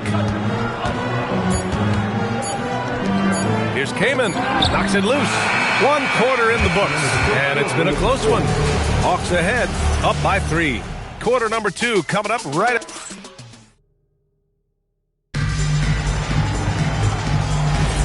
And some good action in the books as we get back to a game that's been pretty close so far here. And for the Hawks guys, what jumps out to you statistically? Just excellent first quarter defense. They've been really getting after it. Well, it's hard to get stops in this league with so much talent offensively. I love what they are doing right now. And the Hawks, looking at who they've got. We've got Walker, and it's Jones in at the 3. Pass to Jennings. Outside Jones. Outside Walker. 4-3. Aminu with the rebound. Miami has gone 3 of 6 from deep so far. Here's Iverson. There's Sprewell. And the go-ahead bucket, no good. And credit the defense. Excellent contest. Made that a tough shot. And a youth movement for this Hawks roster. What went into that, Tim? Well, first, they climbed 10 spots to get the #1 pick, which led to Zachary Risache. Then the trade of DeJounte Murray, which got them Dyson Daniels, who's 7 years younger. And, of course, you've got Jalen Johnson, who's breaking out. So they've got some young talent that is on the rise. There's Jackson with the 3. And Reeves pulls it down. For Atlanta, they've got none of their first 3 shots to fall so far in the second. Here's Kittles. Reeves controls the rebound and the putback. And the Hawks lead by 2. Woo, hard work creating the second chance opportunity. Gives us a chance to catch up with Allie LaForce. Thanks. Bam Adebayo is big time. Coach Eric Spoelstra said, quote, "The way he's worked over the years to add to his game has been incredible. He's one of the best passers on the team, and he's not afraid to take the shot in a big moment. He cares deeply about improving, and you see it in the results of his work." Back over to you, Brian. High praise. Allie, thank you. All right, let's get your take, guys, on the hustle stats for the Heat. Well, their hands resulting in plenty of steals in the early going, keeping the opposition there off balance. And then there's the points off turnovers. They've really made the other team pay when they've lacked ball security. And here in the second quarter of action, just a hair under 2.5 minutes played. Leonard outside, fires the 3. Leonard beyond the line. Pretty incredible just how great a shooter Kawhi has become. Really one of the best in the league. Thompson outside. From downtown, Richmond with the bucket. Richmond's got 6 points. Man, they're having a hard time defending the triple. That's 3 in a row. Leonard looking around. Pass to Butler. Launches it. Thompson pulls it in. Thompson's got 4 rebounds now. Here's Aminu. And in the second quarter, a little under 3.5 minutes played already. The Chifino shot is off. Atlanta's gone just 1 of 5 so far this quarter from 3. Pass to Kamen. There's Jennings, defended by Thompson. Clock at 6. Jennings, shot is good. And the Hawks lead by 1. Wow, 8 lead changes in the first half. Unbelievable. Yeah, both sides digging in for what looks like a war. Here's Richmond. Leonard defending. Pass to Henson. Out to the wing. Miami moving it around. Here's Aminu. There's the triple. McDyess with a rebound. Here's Jennings. Leonard outside. And Legs, more and more, we're seeing teams investing in player development. What's behind that? Well, for one thing, more teams understand that your development staff doesn't count toward the cap, so you're open-ended in that regard. And there are teams now looking for an edge by investing in areas where they're not constrained. Putting on the margins, man. And that is a high-quality shot. You will take it every time from that close. And so the timeout by Quinn Snyder here. I think right now he might be looking at some adjustments. And then Thompson's checked in for Miami. Wall, he's checked in for the Hawks. All right, let's give a nod to defense now with a list of the teams leading the league in steals this month. Number 1, the Heat. They've really gotten after it at the defensive end, and that's been generating turnovers. They set a pick.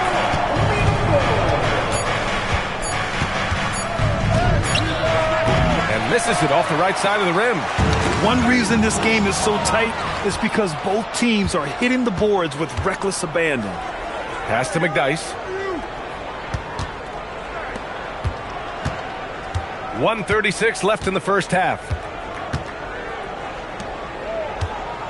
Outside Butler. The 3 is up. Well, the Hawks again cannot hit it. He created the opening. He got the angle. Unfortunately, that miss is just on him. And the last few seasons, Lex, C.J. McCollum playing mainly point guard, but for his career, mostly at the 2. Yeah, listen, he can play either. Certainly can be a lead guard when he needs to be, but shooting and scoring off the dribble is really his bread and butter, and he can get to it from any angle, any platform, in any situation. Great player regardless. Absolutely. Pass to Leonard. Fires for 3. Miami grabs the miss. A chance at a 2-for-1. You have to find ways to use the clock to your advantage. Here's Hood-Schifino.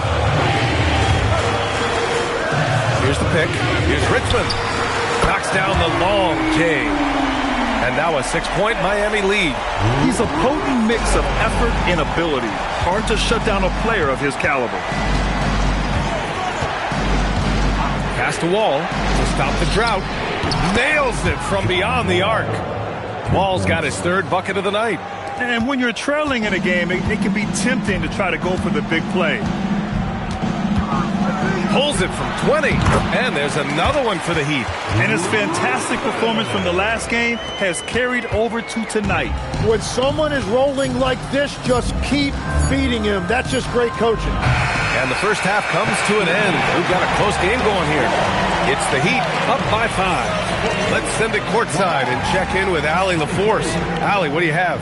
I'm here with Coach Spoelstra. Coach, the intensity has been there defensively. Are you pleased with what you've seen? Well, they're going to...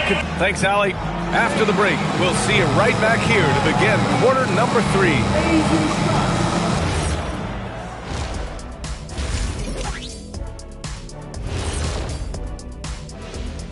Did you miss us?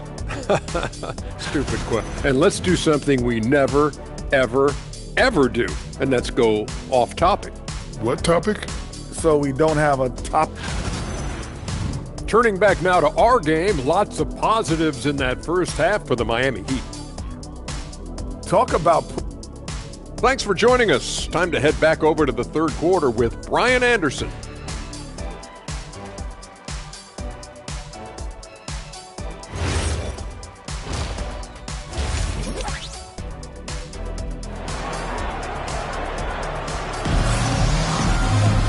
And we've got second half action for you. Thus far, a pretty evenly contested game.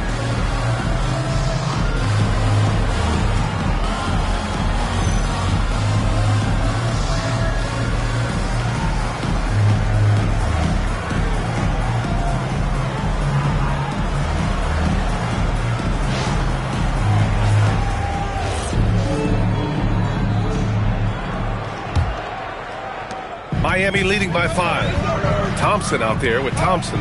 Then it's John Henson, and it's Hood Schifino in at the point. That's the group for Eric Spoelstra starting the second half. And out of bounds, Atlanta will have it.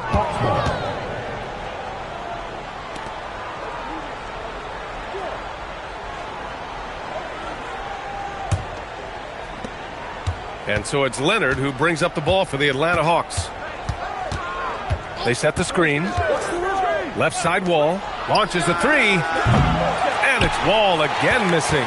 And he probably thought he was going to bury that one. Thompson against Butler. Pass to Henson. Here's Richmond. Cash money on the open jump shot. Richmond's got 13. Well, he's having a huge night, and so is this offense, just rolling right now. Well, Tim, despite their youth, the Hawks have been able to remain pretty competitive. Well, when you look at this lineup, you see a lot of length and versatility, and that's where this league is headed. So they are creating a roster for positionless basketball. Clock is at 3. Leonard for 3. Oh, my. Came close to a 4-point play. He'll head to the line for 3 free throws. A member of the NBA 75 team. Kawhi's done pretty much everything on the court. Multiple Finals MVP, multiple Defensive Player of the Year awards. I mean, we're watching an all-timer in Leonard.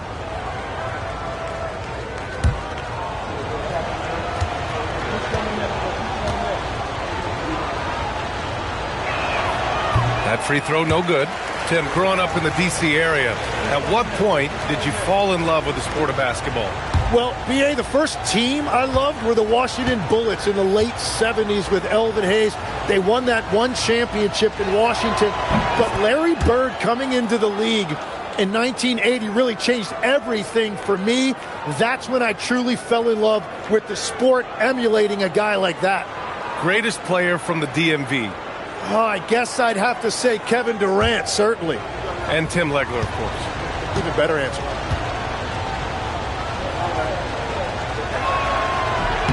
And Tim, some have said that the hardcore Heat culture doesn't work in today's league. Well, there certainly is a different mindset in the modern player. And the Heat organization was always known for working players the hardest.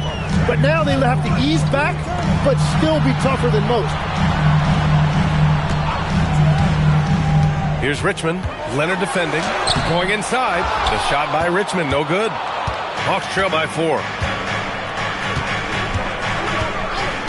Outside Wall. And they call an illegal screen here. And we got some point guards here who have been on fire over the past month. John Wall on top. And the name of the game is efficiency, especially at the point. I mean, to shoot at that clip says a lot about his skill level. Well, it speaks directly to his basketball IQ. As their floor leader, he's always out there making the right decision. Richmond. That three's off the mark. Yeah, no, he usually makes you pay from that range. And here's Butler outside. Heat leading by 4.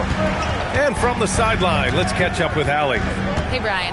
The Miami Heat's head coach Eric Spoelstra talked about their approach, and he said, you got to try to take control of the game, set the tone, and play consistently throughout. Everybody's trying to do the same thing. It's who can impose their will longer than the other team. Guys? He knows his stuff. All right, Allie, thanks for the report. Here's McDyess, and Hood Schifino pulls it down. Miami's gone 0 for 2 from outside here in the third. Miami moving it around. There's the screen. There's the three. Rebounded by the Hawks. McDyess has got his 4th rebound in this one. Yeah, he has had a hard time finding rhythm this quarter. Just cannot get one to go. Oh, what ferocity on the throwdown. I just love when he goes up with purpose. Where was the D right there? The effort lacking big time. Well, defensively, you can't allow that in a game this close. Richmond with the bucket. Well, that's his first 3 of the half, and now he's got 4 made threes on the night. Boy, they need something to go to regain some confidence. No question. Way too many empty possessions for them. And so the timeout by Quinn Snyder here. He might have seen something and needs to review with his guys.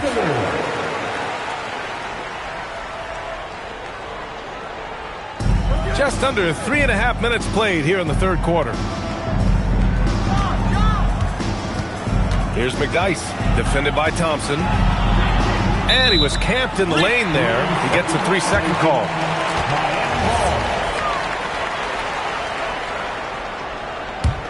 Heat leading by 5. Here's Hood-Schifino. Pass to Richmond from behind the arc. The rebound by Atlanta. Kamen's got rebound number 8 now. Left side wall. Here's Kaman. Out to Leonard. Stolen by Thompson. Now here's Leonard. Not a lot of room.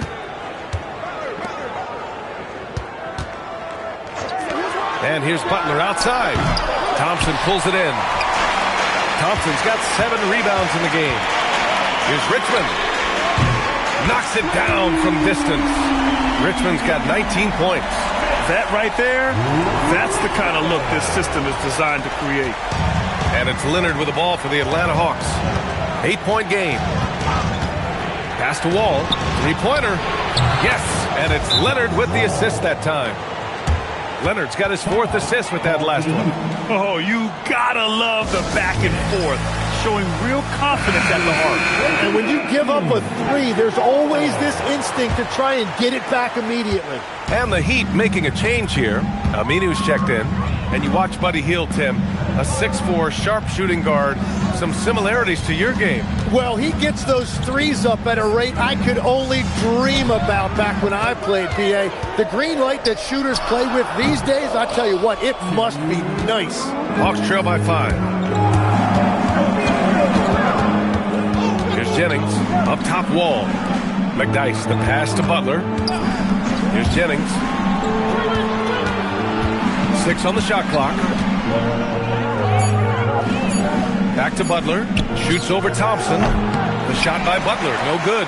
And it just feels like his poor shooting has been contagious to his entire team as they find themselves trailing. 1:24 left in the 3rd quarter. Pass to Hood-Schifino. Puts up a 3. Can't hit that one. Man, that's his shot. Maybe he was too wide open. Here's Jennings. Outside Wall for the lead. Another 3 for Atlanta. Just incredible. I mean, he's really making it rain out there, knocking them down one after another. This defense is trying to stay connected to him, but he is on a mission. Thompson outside. Pass to Aminu. Here's Hood-Schifino. Cuts off the pass. Now Wall, defended by Thompson. Wall gets the bucket. Their ball movement on this run has been tremendous. It's led to a lot of good, clean, open looks. 34 seconds left in the 3rd. Thompson outside. Back to Thompson. Thompson outside. Pass to Thompson. 5 to shoot. Miami moving it around. Will it go? Aminu, no good. Now here's Wall. He's got 18. Now Butler. That misses. Would have counted had it gone.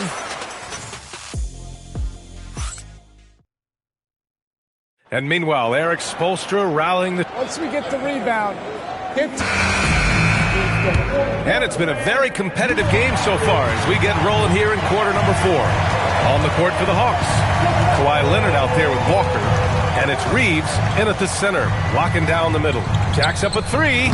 He's off on that one. Heat trail by 3.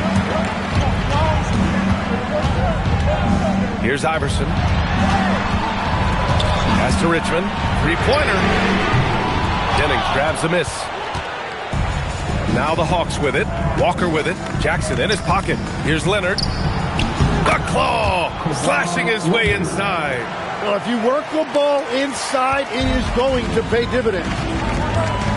They've been having major problems offensively. Definitely in a bit of a dry spell. Here's Richmond. And they'll get another chance. Pass to Iverson. Here's Richmond. Fires from deep. That basket is good. Off the assist from Jackson. Jackson's got 3 assists now in this one. And for the Hawks, they're shooting pretty well at 45%. Knocked loose. Out of bounds. It'll be Miami's ball. And this is what the schedule looks like for Miami. On Thursday, they head out on the road to face the Cavaliers in Cleveland. Then on Friday, they'll go back home and will be hosting the Detroit Pistons. And you know, for that matchup with the Celtics, that's one that I'm particularly curious about. Should be a fun matchup with the rosters those teams have. Miami making a switch here. Henson's checked in. The Hawks trailing. Here's Jennings. Moving along. 2 minutes gone in the fourth. Inside. The steal. Here's Iverson. Pass to Dampier. And he dunks it down. Got to give him credit for jumping on the ball and making the most at the other end. Boy, inexcusable at this point of the game. They got to be more composed in these moments. And then the thunderous dunk, adding insult to injury. There's a screen by Lynn. Leonard passes to Jennings. 6 to shoot. Atlanta needs to get off the shot. Here's Richmond. Oh, and makes it with the kiss. And it's a 5-point Miami lead. And taking a quick gander here at the hustle stats for Miami. Their defensive intensity has served them well. It kept the offense scrambling and resulted in several steals. And I also really like the pace they've played with in this one, specifically how high tempo it's been, clearly working to their advantage so far. And Eric Spoelstra decides to call timeout. He wants to make sure everyone is aligned, given the situation right now. Both teams will make substitutions. Let's check in with our reporter, Allie LaForce. Over that last break, I got a chance to hear what Eric Spoelstra said to the team. He pleaded with his guys to keep their emotions in check, saying, "You're battling right now. Continue to play smart. Don't try to be a hero out there. Play for one another." Guys, let's see what happens. Great work, Allie. Thanks. Pass to Hood-Schifino. It's stolen by Leonard. Butler on the wing. Over Thompson. Butler can't get it to go. Well, if you take low percentage shots, you are going to have difficulty making them. Here's Henson. And here's Thompson. Out to the right wing. And so ball out of bounds. Thompson touched it last. Well, that is the definition of an unforced error. Very unfortunate. And the coach is going to have something to say about that. Outside wall. Back to Leonard. Butler outside. Outside Leonard. Now Wall. To tie it up. It's cleared away by Thompson. That's a decent look for him. He just couldn't convert.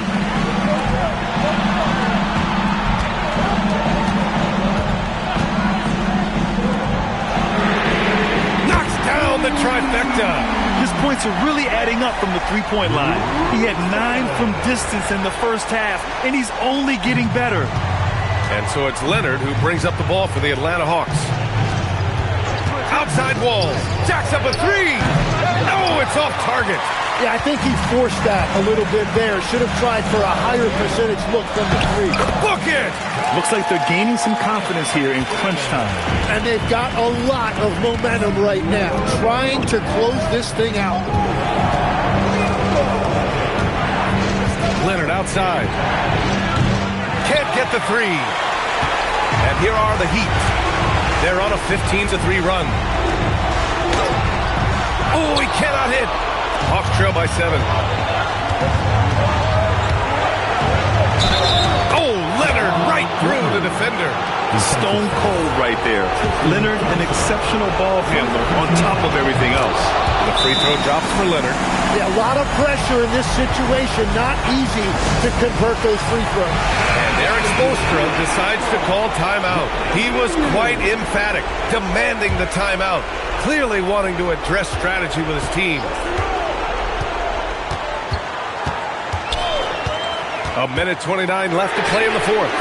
Not that time. Yeah, and the defense has really got to tighten up on him. I mean, he's just too dangerous from the three-point line.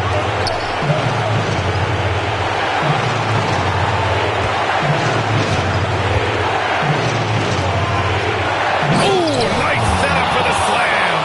He powers through. Size and skill. That is a tough tandem to contend with. Here's Richmond.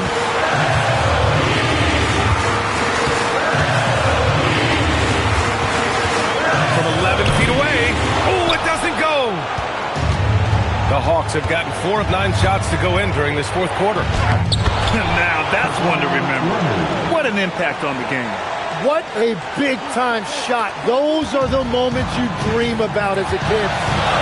Here's Thompson from deep. Money from 3. Just a rookie, but Thompson already taking and making big-time shots. And Quinn Snyder decides to call timeout. And Coach didn't want to take any chances in this situation, which is why he called the TO. Let's hear from our analyst. Give us your take on the strategy being discussed right now. And there's enough time on the clock to go for a 2-for-1. Takes a step back. Outside wall. 24 seconds left in the fourth quarter here. And they foul intentionally. Now they're going to have to do that again. They're not in the penalty just yet. And a smart choice right there. I mean, you can't allow them to just drain the clock. And an intentional foul right there. Oh, the first of 2, no good. A heartbreaker. And the second of 2 is good. And that gives them a 4-point cushion. Time called here. The Hawks decide to talk it over. And they're behind by 4. What do you think is going to be their best move at this point? No doubt. They've got to get a quick bucket here. You have to be smart here. If they're successful, the foul has got to happen quickly.